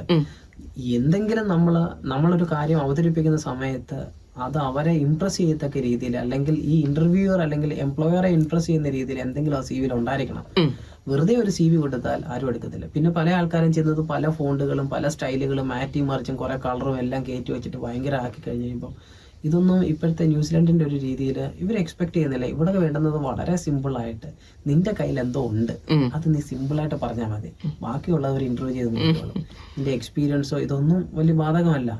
സ്പെഷ്യാലിറ്റി ഉള്ള ആൾക്കാരെ ഒരു പക്ഷേ പെട്ടെന്ന് എടുക്കും. ചില ആൾക്കാർക്ക് നമ്മൾ എപ്പോഴും മനസ്സിലാക്കേണ്ട ഒരു കാര്യം, നമ്മുടെ മുന്നിൽ ഓരോരുത്തർക്കും പറഞ്ഞിട്ടുണ്ട് എത്ര ഡോർ നീ മുട്ടിയാലാണ് നിനക്ക് ജോലി കിട്ടുന്നുള്ളത്. ചിലപ്പോൾ ഇവിടെ വന്ന് ഞാൻ 6 മാസം നിന്നും എനിക്ക് ജോലി കിട്ടുന്നില്ല. നിന്നോട് ദൈവം ചോദിക്കുന്ന ഒരു ചോദ്യം, നീ എത്ര പ്രാവശ്യം അപ്ലൈ ചെയ്തു, എത്ര സ്ഥലത്ത് അപ്ലൈ ചെയ്തത് ശരിയായിട്ടാണോ അപ്ലൈ ചെയ്തത്? 99 പ്രാവശ്യം ഡോറി മുട്ടി, 100ാമത്തെ ഡോറായിരുന്നു എഴുതി വെച്ചിരുന്നത്, അത് മുട്ടാതെ ശരി ഞാൻ അടുത്ത് നിർത്തി തിരിച്ചു പോകാമെന്ന് പറഞ്ഞ് നെഗറ്റീവ് അടിച്ച് തിരിച്ചു പോയിട്ട് കാര്യമില്ല. 100ാമത്തെ ഡോറ് മുട്ടിയാലേ നിനക്ക് കിട്ടത്തുള്ളൂ. So the more you hard work the more you achieve. അതിലൂടെ ഒരു പോയിന്റും കൂടെ ഞങ്ങളുടെ ഫീൽഡിലുള്ളവർ ചെയ്യുന്നത് ജിജോ, ശ്രോതാക്കൾക്ക് കേൾക്കാൻ ഉപകാരമായിരിക്കും. നമ്മൾ റിജക്റ്റ് ആയിട്ടുണ്ടെങ്കിൽ നമുക്ക് ആ എംപ്ലോയറെ വിളിച്ച് ചോദിച്ചാൽ ഈ രാജ്യത്ത് അവരൊരു ഫീഡ്ബാക്ക് തരും. നമ്മളെ എന്തുകൊണ്ട് സെലക്ട് ചെയ്തില്ല, നമ്മളുടെ സ്കില്ലോ നമ്മുടെ കഴിവോ ഇല്ലാഞ്ഞിട്ടായിരിക്കില്ല ചിലപ്പോൾ നമ്മളെ സെലക്ട് ചെയ്യാതിരുന്നത്. നമ്മുടെ സ്കില്ല് അല്ല ആ പെർട്ടിക്കുലർ പൊസിഷനിൽ അവർക്ക് വേണ്ടത്. അപ്പം നമുക്കതനുസരിച്ച് നമ്മളെ തന്നെ ഡിസാറ്റൻഡ് ആകാതെ ട്രൈ ചെയ്യാൻ പറ്റും. നേഴ്സുമാരെ സംബന്ധിച്ച് എല്ലായിടത്തും അങ്ങനെ ഒരു റിപ്ലൈ കിട്ടണമെന്നില്ല. കാരണം ബിക്കോസ് ഓൺസ് നമ്മൾ അപ്ലൈ ചെയ്യുമ്പോൾ തന്നെ സിസ്റ്റം തന്നെ അത് പിക്ക് ചെയ്തിട്ട് അവർക്ക് തിരിച്ചു പറയുന്നുണ്ട് you are not fit to this job. അതിന്റെ റീസൺ എന്താണെന്നുള്ളത് ചില ആൾക്കാർ എഴുതി കൊടുക്കും, ചില ആൾക്കാർ എഴുതി കൊടുക്കത്തില്ല. Then you need to find out. അതാണ് ട്രിക്കി എന്ന് പറയുന്നത്. അതാണ് നമുക്ക് പറയാൻ പറ്റാത്ത ചില കാര്യങ്ങൾ അങ്ങനെയാണ്. അപ്പം നമ്മൾ അതിനകത്ത് നമ്മുടെ കോൺഫിഡൻസ് ബൂസ്റ്റ് ചെയ്തുകൊണ്ട് okay I have miss something else, let's take it positively. Next job apply ചെയ്യുമ്പോൾ അതൊന്ന് എവിടെയാണ് മിസ്സാവുന്നുള്ളത് നമ്മൾ ഫൈൻഡ് ഔട്ട് ചെയ്തിട്ട് അത് നികത്തി അടുത്ത് അപ്ലൈ ചെയ്യും. വാരി വലിച്ച് അപ്ലൈ ചെയ്യുന്നതുകൊണ്ട് ഒത്തിരി കാര്യങ്ങളൊന്നുമില്ല. അതെ, വളരെ ജെനുവിനായിട്ട് ഫീഡ്ബാക്ക് തരുന്ന ഒരു കൺട്രിയാണ്. നമ്മള് മറ്റു രാജ്യങ്ങളിലെ കാര്യം എനിക്ക് അറിയില്ല എങ്കിലും ജെനുവിനായിട്ടൊരു റിപ്ലൈ കിട്ടുന്നതാണ്. നീ സെലക്ടഡ് ആണോ അല്ലയോ, വെറുതെ തമാശക്ക് നമ്മൾ അയച്ചാൽ പോലും you will get A reply. അതാണ് ഇവിടുത്തെ ഒരു പ്രത്യേകത എന്ന് പറയുന്നത്. അതെ. ഇനിയും ജോലി കിട്ടാത്തവർക്കുള്ള, അതായത് ഹോസ്പിറ്റലുകളിൽ ജോലി കിട്ടാത്തവർക്കുള്ള ഓപ്ഷൻസ് എന്തൊക്കെയാണ്, നിലവിലുള്ള ഓപ്ഷൻസ് എന്തൊക്കെയാണ്? ന്യൂസിലാൻഡിൽ നോക്കുവാണെങ്കിൽ ഒരുപാട് റെസ്റ്റോറൻറ്റുകളുണ്ട്, റെസ്റ്റോറൻറ്റിൽ കൊടുക്കാം. അതോടൊപ്പം തന്നെ ഇവിടെ നമുക്ക് പ്രിസൺ ഉണ്ട്, പ്രിസണിൽ നമുക്ക് അപ്ലൈ ചെയ്യാം. നേഴ്സസിന് ജോലി ചെയ്യാൻ പറ്റുന്ന ഒരുപാട് മേഖലകൾ വേറെയുണ്ട്. ആ മേഖലകൾ കണ്ടുപിടിച്ച് നമുക്ക് അവിടെ എല്ലാം താൽക്കാലികമായിട്ട് ഒരു പക്ഷേ നമുക്ക് എക്സ്ക്ലൂസീവ് സ്പെഷ്യാലിറ്റി എക്സ്പീരിയൻസ് ഒക്കെ ആയിരിക്കാം. പക്ഷെ തൽക്കാലം നമ്മൾ ന്യൂസിലാൻഡിലൊന്ന് നിന്ന് വിസ അയക്കുന്ന സ്റ്റേബിൾ ആക്കി ഫാമിലിയൊക്കെ കൊണ്ടുവരിക എന്നുള്ളതാണ് ലക്ഷ്യം. ഞാൻ ഇന്നിടത്തെ ജോലി ചെയ്യത്തുള്ളൂ എന്നുള്ളൊരു വാശി ആദ്യം എടുത്ത് മാറ്റുക. എന്നിട്ട് കീപ് ട്രൈയിങ് ഡിഫറെൻറ്റ് ലൊക്കേഷൻസ്, നമ്മുടെ CV ചേഞ്ച് ആക്കിക്കൊണ്ട് തന്നെ. സെയിം ടൈം നമ്മളൊരു 3-4 months 5 months ആകുമ്പോഴത്തേക്ക് നമുക്ക് ഏകദേശം ഒരു ഐഡിയ ഉണ്ടാവും നമ്മൾ എത്ര ഇന്റർവ്യൂ അറ്റൻഡ് ചെയ്തു, എത്രത്തോളം നമുക്കിത് എഫക്റ്റീവ് ആക്കാൻ പറ്റിയെന്നുള്ളത്. അപ്പോൾ അതേ തുടർന്ന് നമ്മൾ ഓസ്ട്രേലിയയും കൂടെ ഒന്ന് ട്രൈ ചെയ്ത് നോക്കുക സ്ലോലി. ഓസ്ട്രേലിയ എന്ന് പറയുമ്പോൾ ന്യൂസിലാൻഡിൽ തന്നെ ഇന്റർവ്യൂസ് നടക്കുന്നുണ്ട്, ഓസ്ട്രേലിയക്കുള്ള റിക്രൂട്ട്മെന്റ്. അപ്പൊ അവിടെയൊക്കെ നമ്മൾ പുറത്തോട്ടൊന്ന് ഇറങ്ങണം, നമ്മുടെ ചുറ്റും എന്താണ് നടക്കുന്നത് ഇരുന്നിട്ട് കാര്യമില്ല. അപ്പൊ നമ്മൾ പുറത്തിറങ്ങി അന്വേഷിക്കുക ഓസ്ട്രേലിയ ഇന്റർവ്യൂ എല്ലാം നടക്കുന്നുണ്ടെങ്കിൽ എവിടെയാണ്, എപ്പോഴാണ് ഇന്റർവ്യൂ, അതിനകത്ത് എങ്ങനെ രജിസ്റ്റർ ചെയ്യാൻ പറ്റും. അപ്പൊ അതൊക്കെ കൊടുത്തിട്ട് ഒരു ഇന്റർവ്യൂ സ്റ്റാൻഡ് ബൈ ആക്കി വെക്കുക. അപ്പൊ നമുക്ക് 6 മാസത്തെ വിസയാണ് ഇപ്പൊ നിലവിലുള്ളത്. 2 മാസം ഗ്യാപ്പ് കഴിഞ്ഞ് പോയെങ്കിലും ബാക്കി 4 മാസത്തിനുള്ളിൽ ഒന്നും ആയില്ലെങ്കിൽ ഒരു ഇന്റർവ്യൂ നമ്മൾ ഇവിടെ ഓസ്ട്രേലിയ ഒരു ഇന്റർവ്യൂ അറ്റൻഡ് ചെയ്തിട്ടുണ്ടെങ്കിൽ വി ഹാവ് സംതിങ് എൽസ്. നാട്ടിൽ പോകുമ്പോൾ വെറും കൈയായിട്ട് പോകേണ്ടി വരത്തില്ല. ഞാൻ വിശ്വസിക്കുന്നവർ അതാണ്. വിഷമിച്ചവർ പോകുന്നത് അവർ ജോലിക്ക് തന്നെ പോകുന്നത്. അവർ ന്യൂസിലാൻഡ് നിൽക്കുന്നില്ല, ന്യൂസിലാൻഡ് അവർ കുറച്ചുകൂടെ വലിയൊരു സ്ഥലത്തോട്ട് പോകും, കുറച്ചുകൂടെ വലിയൊരു ഓപ്പർച്യൂണിറ്റി പോകുന്നത്. I am taking it positive. അതാണ് നല്ലൊരു പോസിറ്റീവ് മെസ്സേജ് ആണ് ജിജോ പറഞ്ഞത്. ഇപ്പൊ ഇത്രയും നേരം ജിജോയെ കേട്ടിരുന്നപ്പോൾ എനിക്ക് തോന്നുകയായിരുന്നു വളരെ ഒരു ചലഞ്ചിങ് ആയിട്ടുള്ള ഒരു ജേർണി ആയിരുന്നു ജിജോയുടേത്, അല്ലേ? ഒരു നേഴ്സായി ജോലി തുടങ്ങുന്നു, ഇപ്പോൾ ന്യൂസിലൻഡ് നേഴ്സിംഗ് കൗൺസിലിൽ ആദ്യത്തെ ഇന്ത്യക്കാരനും സ്വാഭാവികമായും ആദ്യത്തെ മലയാളിയായ ഒരു ബോർഡ് മെമ്പറായിട്ട് എത്തി നിൽക്കുമ്പോൾ ജിജോയുടെ ഈ വിജയത്തെ ജിജോ ഒരു സ്വപ്നം പോലെ കാണുന്നോ? എങ്ങനെയാണ് അത് ഞങ്ങൾക്കൊന്ന് പറഞ്ഞു തരാമോ? നിങ്ങളുടെ ഒരു ഇതുവരെയുള്ള യാത്ര. ഇതൊരു സ്വപ്നമാണോ എന്ന് ചോദിച്ചു കഴിഞ്ഞാൽ തീർച്ചയായിട്ടും സ്വപ്നമാണ്. ബിക്കോസ് എന്നെ അറിയാവുന്ന ആൾക്കാർക്ക് അറിയാം ഇവൻ ഇവിടെ നിന്ന് എത്തപ്പെടേണ്ടതെന്ന്. കാരണം ഞാൻ എന്നെപ്പറ്റി വളരെ ചുരുക്കമായിട്ട് പറയാം. എന്നെ അടുത്തറിയാവുന്ന പല ആൾക്കാർക്കും ഇതറിയാം. ചില ആൾക്കാർ ഇതിപ്പം കേട്ടിട്ട് സർപ്രൈസ് ആവാൻ സാധ്യതയുണ്ട്. സോ ഫസ്റ്റ് തിങ് എന്ന് പറയുന്നത്, എനിക്ക് എൻ്റെ അപ്പയ്ക്കും മമ്മിക്കും 12 വർഷം മക്കളില്ലാതെ ഞങ്ങൾ 2 പേരുണ്ട്. ട്വിൻസ് ആയിരുന്നു. നാട്ടിൽ ജനിച്ചു. എൻ്റെ മൂന്നാമത്തെ അനിയത്തി വന്ന സമയത്ത് മമ്മി 3ാം ക്ലാസ്സിൽ വെച്ചിട്ട് മമ്മി മരിക്കും. മമ്മി മരിച്ചതിന് ശേഷം കുറച്ച് നാൾ ഞങ്ങൾ വീണ്ടും സ്ട്രഗിൾ ചെയ്തു. പപ്പ മിലിറ്ററിക്കാരനായതുകൊണ്ട് അതിൻ്റെതായിട്ടുള്ള ചിട്ടകൾ പോയി കൂടുതലോട്ട് പോകുന്നില്ല. അത് കഴിഞ്ഞ് രണ്ടാമത് കല്യാണം കഴിച്ചു. രണ്ടാമതൊരു മമ്മി, പിന്നെ അതിനകത്തൊരു മകൻ. അങ്ങനെ 4 പേരടങ്ങുന്ന ഒരു ചെറിയ കുടുംബം. പപ്പയ്ക്ക് എവിടെയാണ് സ്വദേശം? എൻ്റെ സ്ഥലം നാട്ടിലെ കൊട്ടാരക്കര പനഗിരി എന്ന് പറയുന്ന സ്ഥലമാണ്. അപ്പം അതിന് തുടർന്ന് മമ്മി മരിച്ചതിന് ശേഷം തന്നെ നമ്മുടെ വീട്ടിൽ ഈ വരുമാനം വരേണ്ടതുകൊണ്ട് 2-3 പശുവിനെയും വിളിച്ച് പോച്ച പറിച്ച് തുടങ്ങിയ ഒരു ജീവിതമാണ് എനിക്കുള്ളത്. പുല്ല് ചെത്തി പുല്ല് വെട്ടി രാവിലെ സ്കൂളിൽ പോകണമെങ്കിൽ എല്ലാ ആൾക്കാരും സ്കൂൾ ബസ്സിലും അല്ലാതെയും പോകുന്ന സമയത്ത് ഞാൻ പോയത് നടന്ന്, ഞാനും എൻ്റെ അനിയത്തിമാരും ഞങ്ങളെല്ലാവരും നടന്ന് സ്കൂളിൽ പോയി ഒരു ബുക്ക് അല്ലെ ഒരു ബാഗൊക്കെ, ബാഗൊന്നും എനിക്ക് ഓർമ്മയില്ല, കവറിനകത്ത് നമ്മളിങ്ങനെ സാധാ നമ്മൾ തുണിക്കടയിൽ നിന്ന് കിട്ടുന്ന കവറിൽ ബുക്ക് വെച്ചിട്ട് അത് മടക്കി കൈ പിടിച്ച് കൊണ്ടുപോയിട്ടുള്ള ആൾക്കാരാണ് ഞാൻ. ഒരു ലൂണാറിൻ്റെ 100 രൂപയാന്ന് തോന്നുന്നു, 99 രൂപ 99 പൈസ. അതൊക്കെ ഒരു ലൂണാറിൻ്റെ ഒരു ചെരുപ്പ് സ്കൂൾ തുറക്കുമ്പോൾ കിട്ടിയാൽ ആ ഒരു വർഷം അത് ഇട്ടോണം. അതിനകത്ത് എവിടെ കിഴി വീണാലും ഒരു കാര്യമില്ല, ഒരു വിഷയമില്ല. ഇല്ല. നമ്മൾ കളിക്കാൻ പോകുന്നതിൽ പോലും ഈ പോച്ച പറിക്കാൻ പോകുമ്പോഴാണ് കളിക്കാൻ പോകുന്നത്. അങ്ങനെ നമ്മൾ 10ാം ക്ലാസ് വരെ എങ്ങനെയൊക്കെ നീങ്ങിപ്പോയി. കുറേ ആൾക്കാർ നമ്മളെ ഒന്ന് സപ്പോർട്ട് ചെയ്തു. നടന്നു പോകുന്ന സമയത്ത് ചില ആൾക്കാർ ചിലപ്പോൾ വണ്ടി കയറ്റിക്കൊണ്ടുപോവുകയും അങ്ങനെ ഒരുപാട് കഷ്ടപ്പെട്ടാണ് ഞങ്ങൾ പഠിച്ചത്. ഞങ്ങളുടെ പ്രാഥമിക വിദ്യാഭ്യാസം ഹൈസ്കൂളെല്ലാം തന്നെ വളരെ വളരെ ബുദ്ധിമുട്ടായിരുന്നു. അതിനുശേഷം 10ാം ക്ലാസ് കഴിഞ്ഞപ്പോൾ എൻ്റെ വീട്ടിൽ പഠിത്തം നിർത്തിക്കൊള്ളാൻ പറഞ്ഞു. 10ാം ക്ലാസ്സിന് ശേഷം നമ്മൾ പഠിച്ചിട്ടില്ല. അങ്ങനെ 10ാം ക്ലാസ്സിന് ശേഷം പഠിത്തം നിർത്തിക്കോ എന്ന് പറഞ്ഞ സമയത്ത് നമ്മൾ വീട്ടിൽ ചെറിയ രീതിയിൽ ഇങ്ങനെ വിഷമങ്ങളും പ്രശ്നങ്ങളും ഉണ്ടായിട്ട് എൻ്റെ അനിയത്തി, ഞങ്ങളുടെ വീടിൻ്റെ ഫ്രണ്ടിൽ ക്യാഷ് ഫാക്ടറി ഉണ്ട്. ക്യാഷ് ഫാക്ടറിയിൽ 10 ദിവസം ക്യാഷ് ഫാക്ടറി പോയിട്ടുണ്ട്. അപ്പം ഞാൻ സ്വാഭാവികമായിട്ടും ഇന്റേണലി ഞാൻ എൻ്റെ 10ാം ക്ലാസ്സിലെ മാർക്ക് വെച്ചിട്ട് തൊട്ടടുത്തുള്ള പല സ്കൂളുകളിലും ആപ്ലിക്കേഷൻ കൊടുത്ത് ചില ആൾക്കാരോടൊക്കെ വിഷമങ്ങളൊക്കെ പറഞ്ഞപ്പം അതിനകത്ത് ഒരു സ്കൂളിൽ നിന്ന് എൻ്റെ മാർക്ക് വെച്ചിട്ട് എന്നെ ഇൻ്റർവ്യൂവിന് വിളിച്ചു. ഇൻ്റർവ്യൂവിന് ചെന്നപ്പോൾ അവർ ചോദിച്ചൊരു കാര്യമുണ്ട്, നിൻ്റെ പപ്പയും മമ്മിയൊക്കെ എന്ത് ചെയ്യും? അപ്പം ഞാൻ എൻ്റെ സിറ്റുവേഷനൊക്കെ പറഞ്ഞപ്പോൾ പറഞ്ഞു ഒരു അനിയത്തി ഉണ്ട് ഇതുപോലെ ജോലി ചെയ്യുന്നത്. അപ്പം ആ സ്കൂളിലെ മാനേജറാണ് എൻ്റെ അനിയത്തെ ആ ഒരു വർഷം +2 പഠിപ്പിച്ചത്. +2 അല്ല, VHSC ആണ് നമ്മൾ പഠിച്ചത്. ആ മാനേജർ ഫുള്ള് സ്പോൺസർ ചെയ്ത് പഠിപ്പിച്ചു. ഞാൻ +2 സയൻസ് എടുത്ത് ആ സമയത്ത് 2 വർഷം ഞാൻ +2 സയൻസ് പാസ്സായി.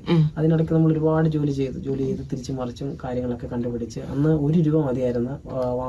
എൻ്റെ വീട്ടിൽ നിന്ന് എനിക്ക് തോന്നുന്നു ഒരു 3-4 കിലോമീറ്റർ നടന്നു പോയി കഴിഞ്ഞാൽ അവിടെ നിന്ന് ഒരു പ്രൈവറ്റ് ബസ് കയറി അവിടുന്ന് സ്കൂളിലോട്ട് പോകണമെന്ന്. 1 രൂപ മതി. അവിടുന്ന് ആ 1 രൂപയ്ക്ക് വേണ്ടി നമ്മൾ ഒരുപാട് കരഞ്ഞ് വിഷമിച്ചൊരു സമയം ഉണ്ടായിരുന്നു. അതിനുശേഷം +2 പാസ്സായപ്പോൾ നമുക്കറിയാം ഇനി മുന്നോട്ട് ഒന്നുമില്ല എന്നുള്ളത് നമ്മളൊന്ന് ഉറപ്പിച്ചായിരുന്നു. വീട്ടിൽ ഉറപ്പായിട്ട് പറഞ്ഞു ഇനി എന്തായാലും പഠിക്കാൻ പറ്റത്തില്ല, ജോലി ചെയ്തോ എന്നുള്ളത് കൃത്യമായിട്ട് പറഞ്ഞു. അപ്പം വീട്ടിൽ ഞാൻ ആരെയും കുറ്റപ്പെടുത്തുന്നില്ല. എൻ്റെ വീട്ടിലെ സാഹചര്യം ഒരു പക്ഷേ അങ്ങനെ ആയിരുന്നിരിക്കാം. പൈസയില്ല. എല്ലാ ആൾക്കാരും അന്നത്തെ സമയത്ത് എഞ്ചിനീയറിങ്ങും IT, ഏറ്റവും കൂടുതൽ ആൾക്കാരൊന്ന് പഠിക്കാൻ പോയ ഒരു സംഭവം IT ആയിരുന്നു. അന്ന് കുറേ ആൾക്കാർ നേഴ്സിങ്ങിന് പോയി. അന്നത്തെ ആ സമയത്ത് ഏറ്റവും കൂടുതൽ എളുപ്പത്തിൽ ലോൺ കിട്ടാൻ പറ്റുന്ന ഒരു സംഭവം നേഴ്സിംഗ് ആയിരുന്നു. പക്ഷേ എനിക്ക് പഠിക്കാൻ പറ്റില്ല. 1 വർഷം ഞാൻ ചെയ്യാത്ത ജോലികളില്ല. വെൽഡിങ്, സ്പ്രേ പെയിൻറ്റിങ്, മൊബൈലും കുറച്ച് പാട്ട് പാടാൻ പോകും. അങ്ങനെ എല്ലാ ദിവസവും പണിയെടുക്കുന്നു പോകുന്നു. എൻ്റെ അനിയത്തി ബാക്ക് ടു ജോലിക്ക് കയറി. ഏറ്റവും ഇളയ അനിയത്തി വീണ്ടും പഠിക്കുന്നതെന്നാണ്.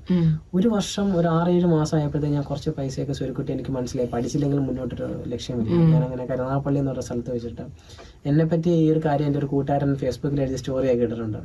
അങ്ങനെ കരുനാഗപ്പള്ളിയിൽ എത്തി ഞാൻ അവിടെ ഒരു മുത്തൂറ്റ് സ്കാനിങ് സെൻറ്ററിൽ ജോലിക്ക് കയറിയിട്ട് അവിടെ നിന്ന് കുറച്ച് ഫ്രണ്ട്സിനെയൊക്കെ കിട്ടി. അവരുടെ എല്ലാ സപ്പോർട്ടോടുകൂടി അങ്ങനെ ഞാൻ ബാങ്ക് മാനേജറെ പോയി കണ്ട് കാല് പിടിച്ച് പുള്ളി പറഞ്ഞ് വീടിൻ്റെ പറ്റിയിട്ട് കൊടുക്കാമെങ്കിൽ ലോൺ തരാമെന്ന് പറഞ്ഞു. വീട്ടിൽ എനിക്കിപ്പോഴും ഓർമ്മയുണ്ട്, ഒരുപാട് വഴക്കെട്ടും അടിവെച്ചും കാല് പിടിച്ചിട്ടാണ് ആ പറ്റിയിട്ടിട്ട് ഒരു കോപ്പി എടുത്ത് കൊടുത്തിട്ട് ഞാനൊന്ന് ലോൺ എടുക്കുന്നത്. അങ്ങനെ ലോൺ എടുത്ത് അവസാനം 1 വർഷം +2 കഴിഞ്ഞ് 1 വർഷം കഴിഞ്ഞിട്ട് ഞാൻ നേഴ്സിംഗ് പഠിക്കാൻ ചെന്നു.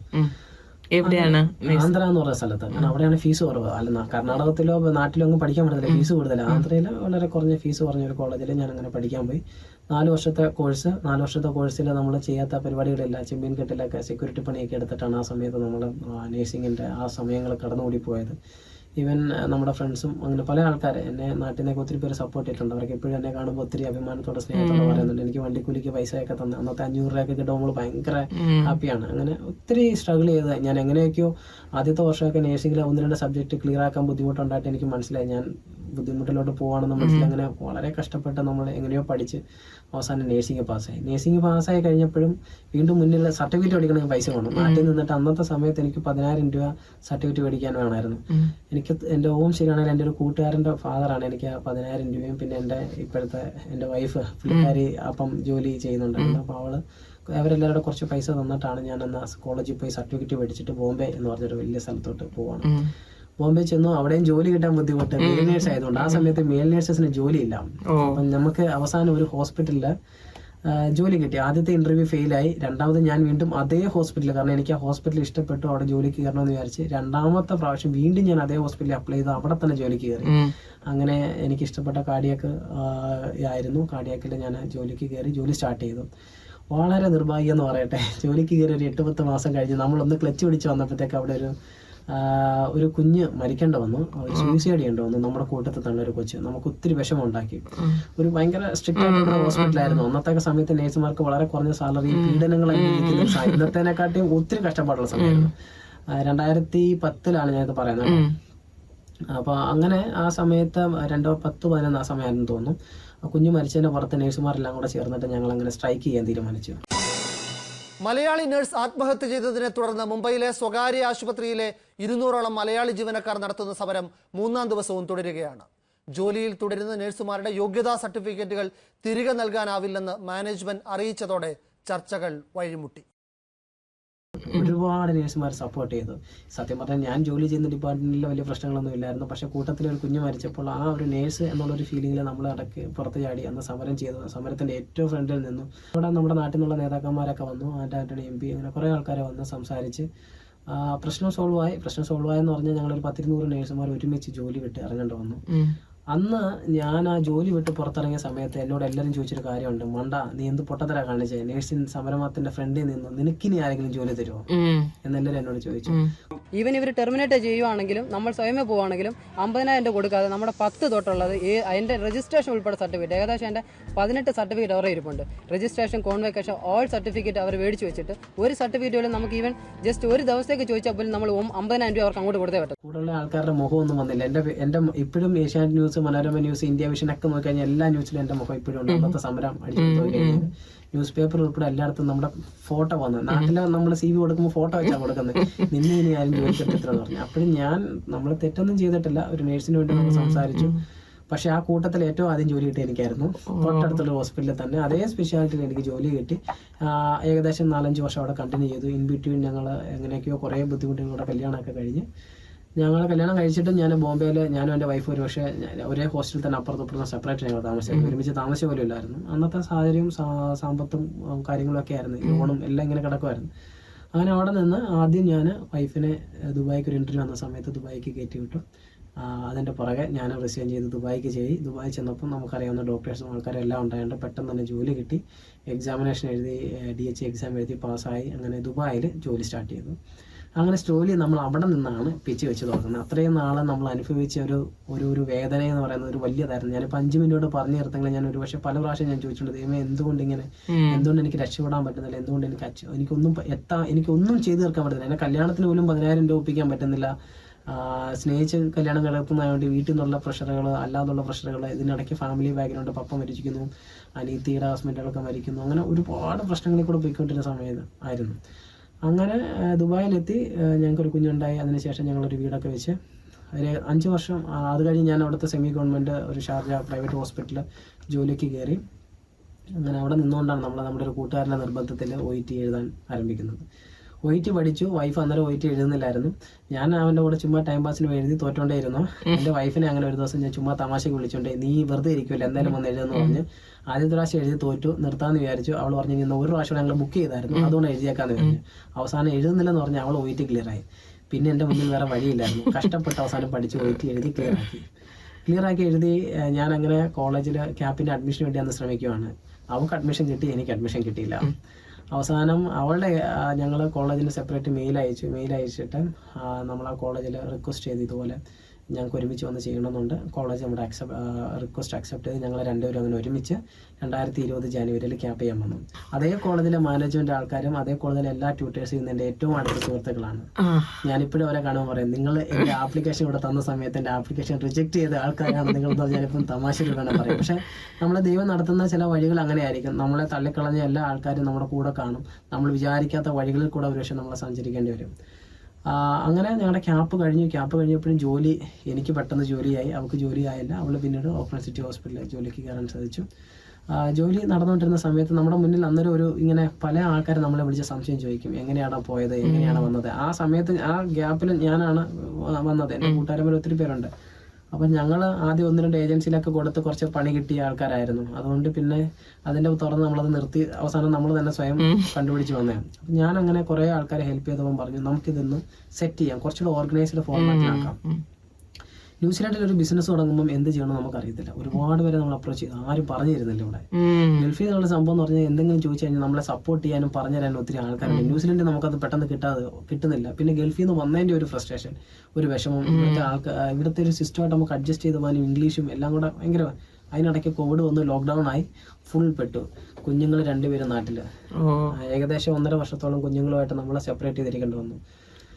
അങ്ങനെ മെയ് മാസം 2020 ആദ്യം നമ്മളൊരു കമ്പനി എങ്ങനെയൊക്കെയോ ഞാൻ ആരുടെയൊക്കെയോ കുറച്ച് ഇൻഫർമേഷൻ എടുത്ത്, ഗൂഗിളിൽ ഇൻഫർമേഷൻ എടുത്ത ഒരു കമ്പനി ഞാൻ രജിസ്റ്റർ ചെയ്തു. എൻ്റെ കൂടെ ആദ്യം പേപ്പർ ചെയ്ത കാൻഡിഡേറ്റ് ഇപ്പോൾ ഓസ്ട്രേലിയയിലുണ്ട്. ഇപ്പോഴും ആ തുടക്കത്തിലുള്ള എല്ലാ ആൾക്കാരോടും ഞാൻ ഇപ്പോഴും ഭയങ്കര ടൈപ്പാണ്. ഞാൻ ജോലി ചെയ്തുകൊണ്ട് തന്നെ എൻ്റെ ഈ ബിസിനസ് സൈഡിൽ കൂടെ കൊണ്ടുപോയി. അങ്ങനെ സ്ലോലി ഓരോ ആൾക്കാരെ പരിചയപ്പെട്ട് ബന്ധങ്ങളുണ്ടായി. ആ ബന്ധങ്ങളിൽ നിന്ന് ഒരുപാട് റിലേഷൻഷിപ്പുകളുണ്ടായി. അതിൽ നിന്ന് നമുക്ക് ഒത്തിരി കോൺഫിഡൻസ് ഉണ്ടായി. അങ്ങനെ 2020 മെയ്യിലെ ആ ഇൻസ്റ്റിറ്റ്യൂഷൻ, നമ്മൾ മൈൻഡ്രി നഴ്സിംഗ് സൊല്യൂഷൻ എന്ന് പറഞ്ഞൊരു പേര് ഞങ്ങൾ തുടങ്ങിയത്. ഞങ്ങൾ ആദ്യം തുടങ്ങിയപ്പോൾ വേറെ 2-3 പേരൊക്കെ എൻ്റെ കൂടെ ഉണ്ടായിരുന്നു. അത് കഴിഞ്ഞ് ഇവരെല്ലാം പേടിച്ച് പിന്മാറിപ്പോയി. ഞാൻ ഒറ്റയ്ക്ക് പിന്നെ അവസാനം ഇറങ്ങി തിരിച്ചതാണ്. പേര് ഇട്ടതിന് എന്തെങ്കിലും കാരണമുണ്ടോ? മൈൻഡ്രി അങ്ങനെ പ്രത്യേകിച്ച് കാരണമൊന്നുമില്ല, ഒരു കൂട്ടുകാരെ സജസ്റ്റ് ചെയ്തതാണ്. അത് നാട്ടിൽ നമുക്കിപ്പം നമ്മളതുകൊണ്ട് വേറൊരു പേരിലാണ് നാട്ടിൽ ഒലിവറ്റ് മാനേജ്മെന്റ് എന്ന് പറഞ്ഞൊരു വേറൊരു പേരിലാണ് കമ്പനി ഇപ്പം രജിസ്റ്റർ ആയിരിക്കുന്നത്. മൈൻഡ്രിയുടെ IT കമ്പനി ഉണ്ടായതുകൊണ്ട് ഇവിടെയാണ് നമ്മൾ കമ്പ്യൂട്ടറിൽ ഇത് ട്രേഡ് ചെയ്ത് മൈൻഡ്രി നഴ്സിംഗ് സൊല്യൂഷൻസ്, മൈൻഡ്രി നമ്മൾ ഫുള്ളി നമുക്ക് തന്നെ ഓതറൈസ്ഡ് ആയിട്ട് എടുത്തേക്കുന്നത്. പക്ഷെ എനിക്ക് പറയാനുള്ള ഇതാണ്, നമ്മൾ ഒന്നുമില്ലായ്മയിൽ നിന്നുള്ള ആ സാഹചര്യത്തിൽ നിന്ന് 10ാം ക്ലാസ്സിൽ നിന്ന് എന്നോട് എൻ്റെ വീട്ടിൽ പഠിത്തം നിർത്തി, നീ എൻ്റെ നാട്ടിലെ എല്ലാ ആൾക്കാരും ഒരു പക്ഷേ എന്നെ വിചാരിക്കുമ്പം അവരൊക്കെ എന്നെ കണ്ടിട്ടുള്ളതോ അല്ല എന്നെ കേട്ടിട്ടുള്ളതോ ഞാൻ ഒരു ജീപ്പ് ഓടിച്ച് അല്ലെങ്കിൽ ഓട്ടോ ഓടിച്ച് അല്ലെങ്കിൽ റബ്ബർ വെട്ടി ആ ഒരു റേഞ്ചിന് മേലോട്ട് ചിന്തിച്ചിട്ടേ ഇല്ല. ഞങ്ങളുടെ നാട്ടിൽ നിന്ന് എനിക്ക് തോന്നുന്നത് എൻ്റെ ഓൺ ശരിയാണെങ്കിൽ ആദ്യമായിട്ട് ന്യൂസിലാൻഡിൽ എത്തുന്നത് ഞാനാണ്. ഞാൻ ആ ന്യൂസിലാൻഡിലെത്തി ആദ്യം ചെയ്ത് ഏജൻസി ഇട്ടതിനെ തുടർന്ന് ആദ്യം ഞാൻ എൻ്റെ നാട്ടിൽ നിന്ന് മാത്രം, എൻ്റെ പള്ളിയിൽ നിന്നും എൻ്റെ ചുറ്റുവട്ടത്തു നിന്ന് ഏകദേശം ഒരു 19 നേഴ്സുമാരെ പിക്ക് ചെയ്ത്, വളരെ പാവപ്പെട്ടവരാണെങ്കിലും അവരെ പറഞ്ഞ് മനസ്സിലാക്കി ചെയ്യാവുന്ന സപ്പോർട്ടുകൾ കൊടുത്ത് എനിക്ക് കൊണ്ടുവരാൻ പറ്റുന്ന ആ ചെറിയ ആൾക്കാരെ എല്ലാം ഞാനിവിടെ കൊണ്ടുവന്നു. അപ്പം നമുക്ക് അത് നമ്മൾ എത്തിപ്പെട്ട വഴി അവർക്ക് അറിയത്തില്ലായിരുന്നു. ആ വഴികളിൽ കൂടെ തന്നെ അവർക്ക് ബുദ്ധിമുട്ടാവാത്ത രീതിയിൽ അവരെ കൊണ്ടുവന്നു. ഒരുപാട് നേഴ്സുമാർ നമ്മൾ പുറകെ അതോടുകൂടി സപ്പോർട്ട് ചെയ്തു. അവർക്ക് നമ്മളെ മനസ്സിലായി, നമ്മളുടെ ഉദ്ദേശം മനസ്സിലായി. അവരുടെ സപ്പോർട്ട് കൊണ്ട് മാത്രം ഏകദേശം നല്ല ഒരു വിഭാഗം നേഴ്സുമാരെ നമുക്ക് നാട്ടിൽ നിന്ന് മൈഗ്രേറ്റ് ചെയ്ത് സ്മൂത്തായിട്ട് അവർക്ക് ഒരു ബുദ്ധിമുട്ടും കൂടാതെ, ഒരു വിസ പോലും റിജക്റ്റ് ആവാത്ത രീതിയിൽ പെർഫെക്റ്റ് ആക്കി നമുക്കിവിടെ കൊണ്ടുവന്ന് ജോലിക്ക് കയറ്റാൻ വന്നു. ഇനിയും ഒരുപാട് പേര് വന്നുകൊണ്ടിരിക്കുന്നുണ്ട്. മുന്നോട്ട് നീങ്ങുന്നവരെ ഇങ്ങനെയാണ് നടത്തട്ടെ. നമ്മൾ നമ്മുടെ വിശ്വാസങ്ങളും നമ്മുടെ എത്തിക്സും മുറുകെ പിടിച്ച് ആൾക്കാരെ മാക്സിമം സപ്പോർട്ട് ചെയ്ത് പറഞ്ഞു കൊടുത്ത്. എല്ലാവരും എന്നോട് പറയാറുണ്ട് ഒത്തിരി സ്പൂൺ ഫീഡ് ആണെന്ന്. പക്ഷെ ഞാൻ അത്ര സ്പൂൺ ഫീഡ് ചെയ്യുന്ന ഒരു പക്ഷേ ഞാൻ വന്ന ബാക്ക്ഗ്രൗണ്ട് അങ്ങനെയായിരിക്കും. എനിക്ക് പറയാനുള്ളത്, നമ്മുടെ ജീവിതത്തിൽ നമ്മൾ പണ്ട് എന്തായിരുന്നു എന്നുള്ളതല്ല, നമ്മൾ പണ്ട് ഒന്നും അല്ലായിരുന്നു. പക്ഷേ നമ്മൾ വിചാരിക്കാത്ത സമയങ്ങളിൽ നമ്മുടെ സമയങ്ങൾ മാറും. എൻ്റെ പഠിത്തം നിർത്തിയ സമയങ്ങൾ, പിന്നെ അത് കഴിഞ്ഞ് പഠിക്കാൻ പോയപ്പോൾ ആൾക്കാർ പറഞ്ഞു, നീ ഇനിയിപ്പോൾ നേഴ്സിംഗ് പഠിച്ചിട്ട് അങ്ങ് ഉണ്ടാക്കാൻ പോകല്ലേ, എനിക്ക് ലോൺ എടുത്ത് ആ കടബാധ്യതയും കൂടെ ആക്കി കുടുംബം മുടിക്കുക എന്നൊക്കെ പറഞ്ഞ ആൾക്കാരുണ്ട്. ആ പറഞ്ഞ നാട്ടിൽ തന്നെ ഞാൻ എൻ്റെ വീട് വെച്ചു. ആ പറഞ്ഞ നാട്ടിൽ തന്നെ ഞാൻ എൻ്റെ സ്ഥാപനം ഇട്ടു. ആ പറഞ്ഞ നാട്ടിൽ നിന്ന് തന്നെ കൊണ്ടുവരാൻ പറ്റുന്ന അത്രയും ആൾക്കാരെ ഞാൻ ഇപ്പോഴും കൊണ്ടുവന്നുകൊണ്ടിരിക്കുന്നു. ഇപ്പം നമ്മൾ നാട്ടിൽ ചെല്ലുമ്പോൾ നമ്മുടെ ആൾക്കാർ അല്ല നമ്മുടെ സുഹൃത്തുക്കൾ നമ്മളെ കാണുമ്പോൾ you did A great job. തിരിഞ്ഞു നോക്കുമ്പോൾ നമ്മുടെ കയ്യിൽ ഒന്നുമില്ലായിരുന്നു. നമ്മൾ നമ്മുടെ ലൈഫിൽ കൊടുത്ത ഇൻവെസ്റ്റ്മെൻറ്റ്, നമ്മൾ കൊടുത്ത ഹാർഡ് വർക്ക്, അത് നമുക്ക് ദൈവം തിരിച്ചു തന്നു. അതിന് മേലെ പറയാനൊന്നുമില്ല. ഇവിടെ വന്ന് ഇലക്ഷന് നിന്ന സമയത്താണെങ്കിൽ പോലും ഒരുപാട് ആൾക്കാർ പറഞ്ഞു, ഞങ്ങളെല്ലാം നിന്ന് തോറ്റാ, നീ ഇവിടെ എണ്ണ ഉണ്ടാക്കാൻ പോകും, ഇന്നലെ വന്ന് നീ നിന്നിട്ടത്. എനിക്കെതിരെ ഫേസ്ബുക്കിലും അല്ലാതെ എല്ലാ ആൾക്കാരും ഒരുപാട് സംസാരിച്ചു. ഒരുപാട് ഞാൻ ഒരു സമയത്ത് ഒത്തിരി വിഷമിച്ചു, ഇതങ്ങ് വിഡ്രോ ചെയ്താലും വിചാരിച്ചു. പിന്നെയും വിചാരിച്ചു എന്തായാലും നമ്മൾ ഇറങ്ങി ചിലപ്പോൾ തോക്കുവാനാണ് സാധ്യത. എന്നാലും നമ്മൾ ട്രൈ ചെയ്യുമോ എന്ന് വിചാരിച്ചു. അങ്ങനെ ഒരു ട്രൈയുടെ പുറത്താണ്, അല്ലെങ്കിൽ ഒരുപക്ഷെ ഒരുപാട് ആൾക്കാർ എന്നെ വിമർശിച്ചുകൊണ്ടാവാം അവസാനം നമുക്കൊരു വിജയം ദൈവം ഒരുക്കി തന്നു. അപ്പം ഒരിക്കൽ കൂടി എന്നെ സ്നേഹിച്ച ആൾക്കാർക്കും എന്നെ സപ്പോർട്ട് ചെയ്ത ആൾക്കാർക്കും മൈൻഡ്രിയെ സപ്പോർട്ട് ചെയ്ത ആൾക്കാർക്കും ഇലക്ഷൻ നിന്ന സമയത്ത് അതിനെ പോസിറ്റീവായിട്ട് നോക്കിക്കണ്ട് നമ്മുടെ കമ്മ്യൂണിറ്റിയുടെ ഒരു ആവശ്യമാണെന്ന് മനസ്സിലാക്കി നമ്മളെ അകമഴിഞ്ഞ് സപ്പോർട്ട് ചെയ്യുകയും ഇപ്പോഴും ചെയ്തുകൊണ്ടിരിക്കുകയും ചെയ്യുന്ന എല്ലാവരോടുള്ള നന്ദിയും സ്നേഹവും ഈ സമയത്ത് ഞാൻ വളരെ ഹൃദയത്തിൻ്റെ ഭാഷയിൽ എൻ്റെ കുടുംബത്തിൻ്റെ മൊത്തം പേരിൽ ഞാൻ ഈ സമയത്ത് അറിയിക്കുകയാണ്. എല്ലാവരോടും പറയാനുള്ള ഒരു ചെറിയൊരു കാര്യം, നമ്മുടെ ജീവിതത്തിൽ പല പ്രതിസന്ധികളും വിഷമങ്ങളും ഒക്കെ ഉണ്ടാവാം. നമ്മൾ ആ സമയത്ത് അതിനെ എങ്ങനെ ഹാൻഡിൽ ചെയ്യുന്നു, അല്ലെങ്കിൽ നമ്മുടെ ജീവിതത്തിൽ എനിക്കൊരു നമ്മൾ രക്ഷപ്പെടും. ആ ഒരു കോൺഫിഡൻസ്, ആ ഒരു പോസിറ്റിവിറ്റി, അതുകൊണ്ട് മുന്നോട്ട് പോവാം. തടസ്സങ്ങളും പ്രശ്നങ്ങളും വന്നുകൊണ്ടേയിരിക്കും. അത് നമ്മൾ രക്ഷപ്പെട്ടാലും ഈ പ്രശ്നങ്ങൾ ഒഴിഞ്ഞ് നമുക്കൊരു ജീവിതം ഉണ്ടാകത്തില്ല. വലിയൊരു സ്റ്റോറിയാണ്, ഇൻസ്പയറിങ് സ്റ്റോറിയാണ് ജിജോ ഇപ്പം ഞങ്ങളുമായിട്ട് പങ്കുവച്ചത്. ഞാനിങ്ങനെ കേട്ടിരിക്കുകയായിരുന്നു. എനിക്ക് 2-3 കാര്യങ്ങളാണ് എൻ്റെ മനസ്സിൽ കൂടെ പോയത്. നമ്മൾ പറയാറുണ്ട് തീയിൽ കുരുത്തത് വെയിലത്ത് വാടില്ലെന്ന്. ഒരു പക്ഷേ അതായിരിക്കാം ജിജോയുടെ ഇതുവരെയുള്ള വിജയങ്ങൾക്ക് കാരണം. 2, ഞാൻ വിശ്വസിക്കുന്നു നമ്മുടെ ജീവിതത്തിൽ നമുക്ക് കിട്ടുന്ന പല അനുഭവങ്ങളും നമ്മളെ മുന്നോട്ട് നമ്മളെ കൊണ്ട് ഉദ്ദേശിച്ചിരിക്കുന്ന കാര്യങ്ങൾ ചെയ്യാൻ വേണ്ടിയിട്ടുള്ള ഒരു നിമിത്തങ്ങളാണ്. എനിക്ക് 2 ഉദാഹരണങ്ങളാണ് ജിജോയുടെ ജീവിതം കഥ കേട്ടപ്പോൾ എനിക്ക് തോന്നിയത്. ഒന്ന്, ജിജോ പറഞ്ഞു പഠിക്കുന്നതിനോടൊപ്പം തന്നെ ജോലി ചെയ്തിരുന്നു എന്ന്. അത് തന്നെയല്ലേ ഇപ്പം ഈ ന്യൂസിലൻഡ് പോലുള്ള യൂറോപ്യൻ രാജ്യങ്ങളിലെല്ലാം ഫൈനാൻഷ്യൽ സ്റ്റെബിലിറ്റി ഉണ്ടോ ഇല്ലയോ എന്നുള്ളത് വിഷയമല്ല. ഇവിടെ നമ്മൾ ഒരു എഞ്ചിനീയറിംഗ് ഗ്രാജുവേറ്റ് പോലും ചെല്ലുമ്പോൾ നീ പഠിത്തത്തോടൊപ്പം എന്ത് ചെയ്തു എന്നാണ് ചോദിക്കുന്നത്. അപ്പം അതിലേക്ക് ജിജോനെ ഒരുക്കിയതായിട്ടാണ് എനിക്ക് കേട്ടപ്പോൾ തോന്നിയത്.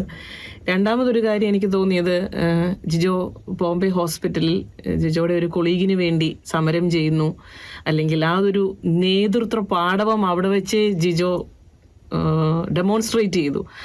അതും ഒരു കാരണമാകാം ഇതുപോലെയുള്ള ഒരു ബോർഡ് മെമ്പർ എന്നുള്ള ഒരു തസ്തികയിലേക്ക് ജിജോയെ തിരഞ്ഞെടുക്കപ്പെടാൻ. ആ ഒരു ലീഡർഷിപ്പ് സ്കില്ല് ചിലപ്പോൾ അറിയാതെ ജിജോയിൽ വന്നിട്ടുണ്ടാവാം. അപ്പം ഇതെല്ലാം ഒരു കാരണങ്ങളാണ്. ഇനി മുന്നോട്ട് എന്തൊക്കെയാണ് സ്വപ്നങ്ങൾ, അല്ലെങ്കിൽ ഡ്രീം എന്തെങ്കിലും ചെയ്തു വെച്ചിട്ടുണ്ടോ? നമ്മുടെ മൈൻഡ്രിയുടെ പുതിയ ഓഫീസ്, ഒരു ഏകദേശം 7,000 സ്ക്വയർ ഫീറ്റിൻ്റെ വലിയൊരു ഓഫീസ് നമുക്ക് നാട്ടിൽ ബൈ ഓഗസ്റ്റ് എൻഡോടുകൂടി ഇനാഗുറേഷൻ ആവും. നമ്മളിപ്പോൾ പല ബിൽഡിങ്ങുകളായിട്ടാണ് ഇരിക്കുന്നത്. എല്ലാം കൂടെ ചേർന്ന് ഫുൾ സെൻട്രലൈസ്ഡ് ആയിട്ടുള്ള ഒരു ബിൽഡിങ്ങിലോട്ട്, നമ്മൾ പുതിയൊരു ബിൽഡിങ്ങിലോട്ട് മാറുന്നു. അതാണ് ഫസ്റ്റ് പ്രോജക്റ്റ്. സെക്കൻഡ് പ്രോജക്റ്റ്, നമ്മൾ ഓസ്കേരിയ ട്രെയിനിങ് ഓൾറെഡി സ്റ്റാർട്ടായി. പിള്ളേരെ കുറച്ചുകൂടെ അഗ്രസീവായിട്ട് പഠിപ്പിക്കുക, മാക്സിമം പഠിപ്പിക്കുന്നതിൽ ശ്രദ്ധിക്കുക. ഇപ്പം നേഴ്സ് എന്നുള്ള നിലയിൽ നമുക്ക് അറിയാവുന്നൊരു ഏറ്റവും എളുപ്പത്തിൽ ചെയ്യാവുന്നതും ന്യൂസിലൻഡിൽ നിന്ന് നമ്മൾ മനസ്സിലാക്കിയ കാര്യങ്ങൾ അത് മറ്റുള്ളവരിലോട്ട് പറഞ്ഞു കൊടുത്ത് ന്യൂസിലൻഡിലോട്ട് കുറച്ച് നല്ല ക്വാളിറ്റിയുള്ള നേഴ്സസിനെ കൊണ്ടുവരിക. അതോടുകൂടി നമ്മുടെ പബ്ലിക്കിൻ്റെ സേഫ്റ്റി, നമ്മുടെ നേഴ്സസിൻ്റെ സേഫ്റ്റി, ഇതെല്ലാം 100% സെക്യൂർ ആയിട്ട് കൊണ്ടുപോകാം. ഞാൻ മനസ്സിലാക്കിയത്, നമ്മൾ ഈ എയ്റോപ്ലെയിൻ പോകുന്ന സമയത്ത് 99% ഓക്കെ ആണ് എന്നൊരു വർത്തമാനം അവർ പറയത്തില്ല. 100% ഓക്കെ ആണ് എങ്കിൽ മാത്രമേ ഫ്ലൈറ്റ് ടേക്ക് ഓഫ് ചെയ്യത്തുള്ളൂ എന്ന് പറയുന്ന പോലെ തന്നെ നേഴ്സുമാർ ന്യൂസിലൻഡ് പോലൊരു കൺട്രിയിൽ വരുമ്പോഴും നമ്മൾ ചിന്തിച്ച് നോക്കുമ്പോൾ ഞാൻ 99% സെറ്റാണ് എന്ന് പറയുന്നതിലുപരി 100% ഞാൻ കോൺഫിഡൻ്റ് ആണ്, 100% ഞാൻ സെറ്റാണ്. നമ്മൾ ഇതിനകത്ത് നമ്മളെ കൊണ്ട് പറ്റും, അല്ലെങ്കിൽ നമ്മളതിനെ കൊണ്ട് പഠിച്ച് പ്രിപ്പയർഡ് ആവുക എന്നുള്ളതാണ് ഏറ്റവും വലുതായിട്ട് ചെയ്യേണ്ട ഒരു കാര്യം. സോ അതിലോട്ട് ഇവരെ എത്തിക്കുക, അല്ലെങ്കിൽ ഇവരെ മോൾഡ് ചെയ്ത് എടുക്കുക എന്നുള്ളതാണ് നമ്മുടെ ഏറ്റവും വലിയ ജോലി. കുറച്ച് ബുദ്ധിമുട്ടാണ്, എളുപ്പമല്ല ഇവരെ ഈ ഒരു രീതിയിലോട്ട് എത്തുക.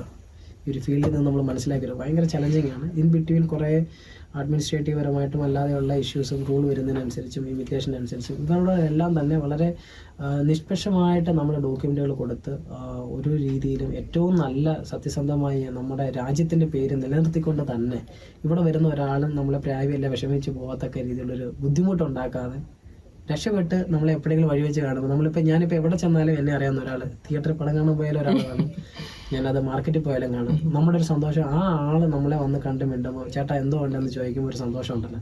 കൂടെ ഫാമിലിയും കാണും. അപ്പോൾ അവരുടെ മുന്നിൽ വെച്ച് ചോദിക്കുമ്പോൾ നമുക്ക് അതിനും വലുതായിട്ടൊരു സർട്ടിഫിക്കറ്റ് വേണ്ട. നമ്മൾ എത്ര കോടികൾ ഉണ്ടാക്കിയാലും നമ്മൾ ഈ ഉണ്ടാക്കി വെച്ച പേര് അത് നിലനിൽക്കും. അവരുടെ ആ ഒരു സ്നേഹവും പ്രാർത്ഥനയും അനുഗ്രഹവും നമ്മളോട് എന്നും കാണും. ഞാൻ ഇതിൽ നിന്ന് എനിക്ക് കിട്ടിയൊരു പാഠം സത്യം പറഞ്ഞാൽ അതാണ്. അതിൻ്റെ ഒരു ഭാഗം മാത്രമാണ്, ഒരു ചെറിയ ഭാഗം മാത്രമാണ് നമ്മൾ ഇലക്ഷൻ എന്നപ്പോൾ അവർ നമ്മളോട് കാണിച്ച സ്നേഹം. നമ്മൾ ഏത് ഏജൻസി വഴി വന്നു എന്നുള്ളതല്ല, നമ്മളെ ബന്ധപ്പെട്ട ഒരാളെ നമുക്ക് ചെയ്യാൻ പറ്റുന്ന ഏതെങ്കിലും രീതിയിലൊരു ഹെൽപ്പ് നമ്മൾ ചെയ്തിട്ടുണ്ടോ, അതിൻ്റെ ഒരു ഫലം എന്തെങ്കിലും ദൈവം തിരിച്ചു തരും. വിജയങ്ങൾ തീർച്ചയായിട്ടും നമ്മുടെ വ്യക്തിപരമായ അധ്വാനം, നമ്മുടെ ജീവിതത്തോടുള്ള മൂല്യങ്ങളെ ഉറപ്പിച്ചു നിന്നിട്ടുള്ള കഷ്ടപ്പാടുകളും തീരുമാനങ്ങളും, ഉറച്ച തീരുമാനങ്ങളും ഒക്കെ തന്നെ ആയിരിക്കാം. കടപ്പാടുകൾ ആരോടെങ്കിലും ഉണ്ടോ? ഒരുപാട് പേരോട് കടപ്പാടുണ്ട്. കടപ്പാടിനെ പറ്റി പറഞ്ഞാൽ എനിക്ക് ആകെ ഏറ്റവും എടുത്തു പറയാനുള്ളത് ഒരേ ഒരാളേ ഉള്ളൂ, എൻ്റെ ഭാര്യ ഷൈനോ. ഓക്ലാൻഡ് സിറ്റി ഹോസ്പിറ്റലിൽ ജോലി ചെയ്യുന്നു. ഞാൻ ഒന്നും അല്ലാതിരുന്ന സമയത്ത് സ്വന്തം വീട്ടുകാരും നാട്ടുകാരും എല്ലാവരും എതിർത്തപ്പോഴും എന്നെ വിശ്വസിച്ച് എൻ്റെ കൂടെ എൻ്റെ കൈ പിടിച്ച് ആ സമയത്ത് എൻ്റെ കയ്യിൽ അന്നൊന്നും ഇല്ലായിരുന്നു. ഞാൻ അവളുടെ നിന്ന് പൈസ മേടിച്ചിട്ടാണ് അന്ന് എൻ്റെ ചിലവ് നടത്തിക്കൊണ്ടിരുന്നത്. ആ സമയത്ത് എന്നെ വിശ്വസിച്ച് എൻ്റെ കൂടെ വന്നു. എന്നിലുള്ള എല്ലാ കാര്യങ്ങളിലും എൻ്റെ എല്ലാ ഞാൻ ഏതിലെടുത്ത് ചാടിയാലും, അതൊരു പള്ളിക്കാരി ആയാലും അതല്ലാതെ ബിസിനസ്സിൻ്റെ കാര്യമായാലും എല്ലാ കാര്യങ്ങളിലും കൂടെ നിന്ന് പോസിറ്റീവായിട്ട് എന്നെ സപ്പോർട്ട് ചെയ്ത് പറയേണ്ട സമയങ്ങളിൽ വിമർശിക്കുകയും എന്നെ മോൾഡ് ചെയ്ത് എൻ്റെ ജീവിതത്തിൽ ഞാൻ പണ്ട് എന്തായിരുന്നു അതിൽ നിന്ന് ഒത്തിരി മാറിയിട്ടുണ്ട്. എൻ്റെ എല്ലാ നല്ല സ്വഭാവങ്ങൾക്കും എന്നെ മോൾഡ് ചെയ്ത് എന്നെ ഒരുക്കി രൂപാന്തരപ്പെടുത്തിയ ഒരു വ്യക്തി എന്ന് പറയുന്നത് എൻ്റെ ഭാര്യ തന്നെയാണ്. ഇന്നും എൻ്റെ കൂടെ നിന്ന് കട്ടയ്ക്ക് സപ്പോർട്ട് ചെയ്യുന്നു.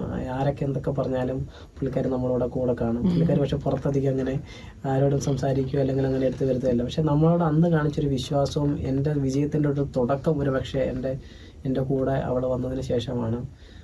സോ എനിക്ക് എൻ്റെ ജീവിതത്തിൽ ഏറ്റവും കൂടുതൽ കടപ്പാടും നന്ദിയും പറയാനുള്ളത് തീർച്ചയായിട്ടും എൻ്റെ ഭാര്യയോടും എൻ്റെ കുഞ്ഞുങ്ങളോടാണ്. എന്നെ സപ്പോർട്ട് ചെയ്ത് ഞാൻ ഇത്രയും ബിസി ആയിട്ടിരിക്കുമ്പോഴും ഒരുപാട് ടൈം അവരിൽ നിന്ന് ഞാൻ എടുക്കും. അവർക്ക് വേണ്ടി സ്പെൻഡ് ചെയ്യേണ്ട ടൈമാണ് രാത്രിയും രാവിലെ എല്ലാം ഞാൻ ഫോണിൽ സംസാരിച്ചും അല്ലാതെ പല കാര്യങ്ങളായിട്ട് ഇങ്ങനെ ഓടി നടക്കുമ്പോൾ അവരതെനിക്ക് വേണ്ടി കോമ്പൻസേറ്റ് ചെയ്യുന്നത് സാരമില്ല, പപ്പ ജോലി ചെയ്ത് ഞങ്ങളെ വിട്ടിട്ട് പഠിച്ചോളാന്ന് പിള്ളേർ പറയുന്നത്. എനിക്ക് 2 പെൺകുഞ്ഞുങ്ങളാണുള്ളത്. അപ്പോൾ രണ്ടുപേരും കംഫർട്ടബിളാണ്, വലിയ പ്രശ്നമൊന്നുമില്ല. ആ പുള്ളിക്കാരി ഡ്യൂട്ടിക്ക് പോകുമ്പോഴും അവൾ ഒരു സൈഡിൽ ഒതുങ്ങി നമ്മളോട് ജോലി ചെയ്യുന്ന ഓഫീസിൽ സൈഡിൽ ഇരുന്ന് അല്ലെ എൻ്റെ മീറ്റിംഗ് ഒക്കെ അറ്റൻഡ് ചെയ്യുമ്പോൾ സൈഡിൽ ഇരുന്ന് ഞാൻ പറയുന്ന കാര്യങ്ങളൊക്കെ കേട്ട് അഡ്ജസ്റ്റ് ചെയ്തങ്ങ് പറ്റുള്ളൂ. ഒത്തിരി നന്ദി. പിന്നെ കടതാഴ്ത്തി ഒരിക്കലും പറഞ്ഞാൽ തീരാത്ത കടപ്പാട് നമുക്ക് ദൈവത്തിനോടുണ്ടായിരിക്കുമല്ലോ. നമ്മളാക്കിയതും നമ്മളെ വളർത്തിക്കൊണ്ടുവന്നതായ നമ്മുടെ ദൈവത്തിനോടുള്ള നന്ദിയും കടപ്പാടും ആയിട്ടുള്ളത്. വളരെ വലിയൊരു മെസ്സേജാണ് ഇന്ന് ജിജോ ഞങ്ങൾക്കും ശ്രോതാക്കൾക്കും നൽകിയത്. നേഴ്സിംഗ് ആപ്ലിക്കൻസിനെ കുറിച്ച്, ആസ്പയറിംഗ് ആപ്ലിക്കൻസിനും അപ്ലൈ ചെയ്തിട്ടിരിക്കുന്നവർക്കും ഇൻഫർമേറ്റീവ് ആയിരുന്നതോടൊപ്പം തന്നെ ജീവിതത്തിലെ കുറേ പാഠങ്ങളും അനുഭവങ്ങളും ഒക്കെ ഞങ്ങളോട് പങ്കുവച്ചു.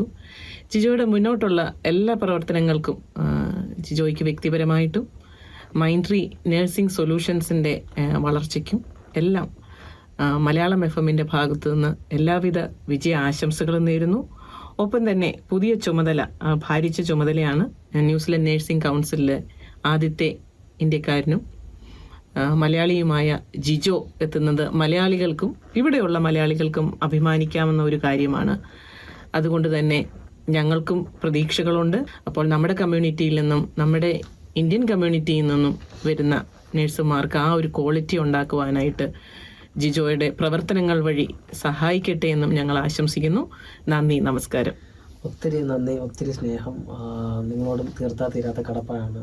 ന്യൂസിലൻഡിൽ വന്ന് നമ്മളാക്കാൻ വേണ്ടി ഇതുപോലെ ഒരുപാട് സംഘടനകളും മലയാളി അസോസിയേഷനുകളും FM എന്നൊക്കെ പറയുന്നൊരു വലിയൊരു സംഭവമാണ്. അതിനകത്തോട്ട് നമ്മളെപ്പോലുള്ള ചെറിയ ആൾക്കാരെ നിങ്ങളുടെ ഫാമിലിയിൽ കൂട്ടിയതിലുള്ള എല്ലാ സ്നേഹവും എൻ്റെ വ്യക്തിപരമായ പേരിൽ, എൻ്റെ കുടുംബത്തിൻ്റെ പേരിലും ഞാൻ എല്ലാ നേഴ്സുമാരുടെ പേരിലും ഞാൻ അറിയിക്കുന്നു. നമ്മളെപ്പോലുള്ള ആൾക്കാരെ, നേഴ്സുമാരെ, ഈ ഒരു പ്രൊഫഷനെ ഒരു പക്ഷേ നിങ്ങൾ ഇത്രയും നിങ്ങളാണ് എനിക്ക് തോന്നുന്നത് നേഴ്സുമാർ വെച്ചിട്ടുള്ള ആദ്യത്തെ ഇൻ്റർവ്യൂ നമ്മുടെ ഒരു ന്യൂസിലൻഡ് മാർക്കറ്റിൽ ഫസ്റ്റ് കൊടുത്ത് ഒരുപാട് വലിയ ഇൻ്റർവ്യൂ ആയിട്ട് അതിനൊരു പ്രൊഫഷണൽ രീതിയിൽ കൊണ്ടുവന്ന ഒരു വലിയൊരു കമ്മ്യൂണിറ്റി FM നിങ്ങളാണ്. സോ നിങ്ങളോട് ഒത്തിരി നേഴ്സുമാരുടെ എല്ലാ ഇടയിൽ നിന്നുള്ള കുറേ ഇൻഫർമേഷൻസ് നേഴ്സുമാർക്ക് വേണ്ടി, ഒരു പ്രൊഫഷന് വേണ്ടി നിങ്ങൾ ചെയ്യുന്നു. കുറേ കാര്യങ്ങൾ നിങ്ങൾ റിസീവ് ചെയ്യുന്നു, കമൻറ്റുകൾ റിസീവ് ചെയ്യുന്നു. അതിന് വേണ്ടുന്ന ഈവൻ എന്നെ അന്നേലും പലപ്പോഴും പല കാര്യങ്ങളും ഫോൺ വിളിച്ച് ഇന്ന ഒരാളെ വിഷമിച്ച ഒരു സംഭവം നമ്മുടെ പറഞ്ഞിട്ടുണ്ട്, എന്ത് ചെയ്യാൻ പറ്റും, നമുക്ക് അവരെ എങ്ങനെ ഹെൽപ്പ് ചെയ്യാൻ പറ്റും. ഇൻഡയറക്ട്ലി ഓൺ ബാക്ക്ഗ്രൗണ്ട് ഒരുപാട് ചെറുതും വലുതുമായ കാര്യങ്ങൾ നിങ്ങളുടെ ഭാഗത്തു നിന്ന് ഉണ്ടാകുന്നത് നമുക്കറിയാം. ഒത്തിരി നന്ദി, സ്നേഹം on behalf of all nurses and എൻ്റെ ഫാമിലിയുടെ പേരിൽ എല്ലാം ഞാനിപ്പോൾ അറിയിക്കുന്നു. Thank you so much. Thank you.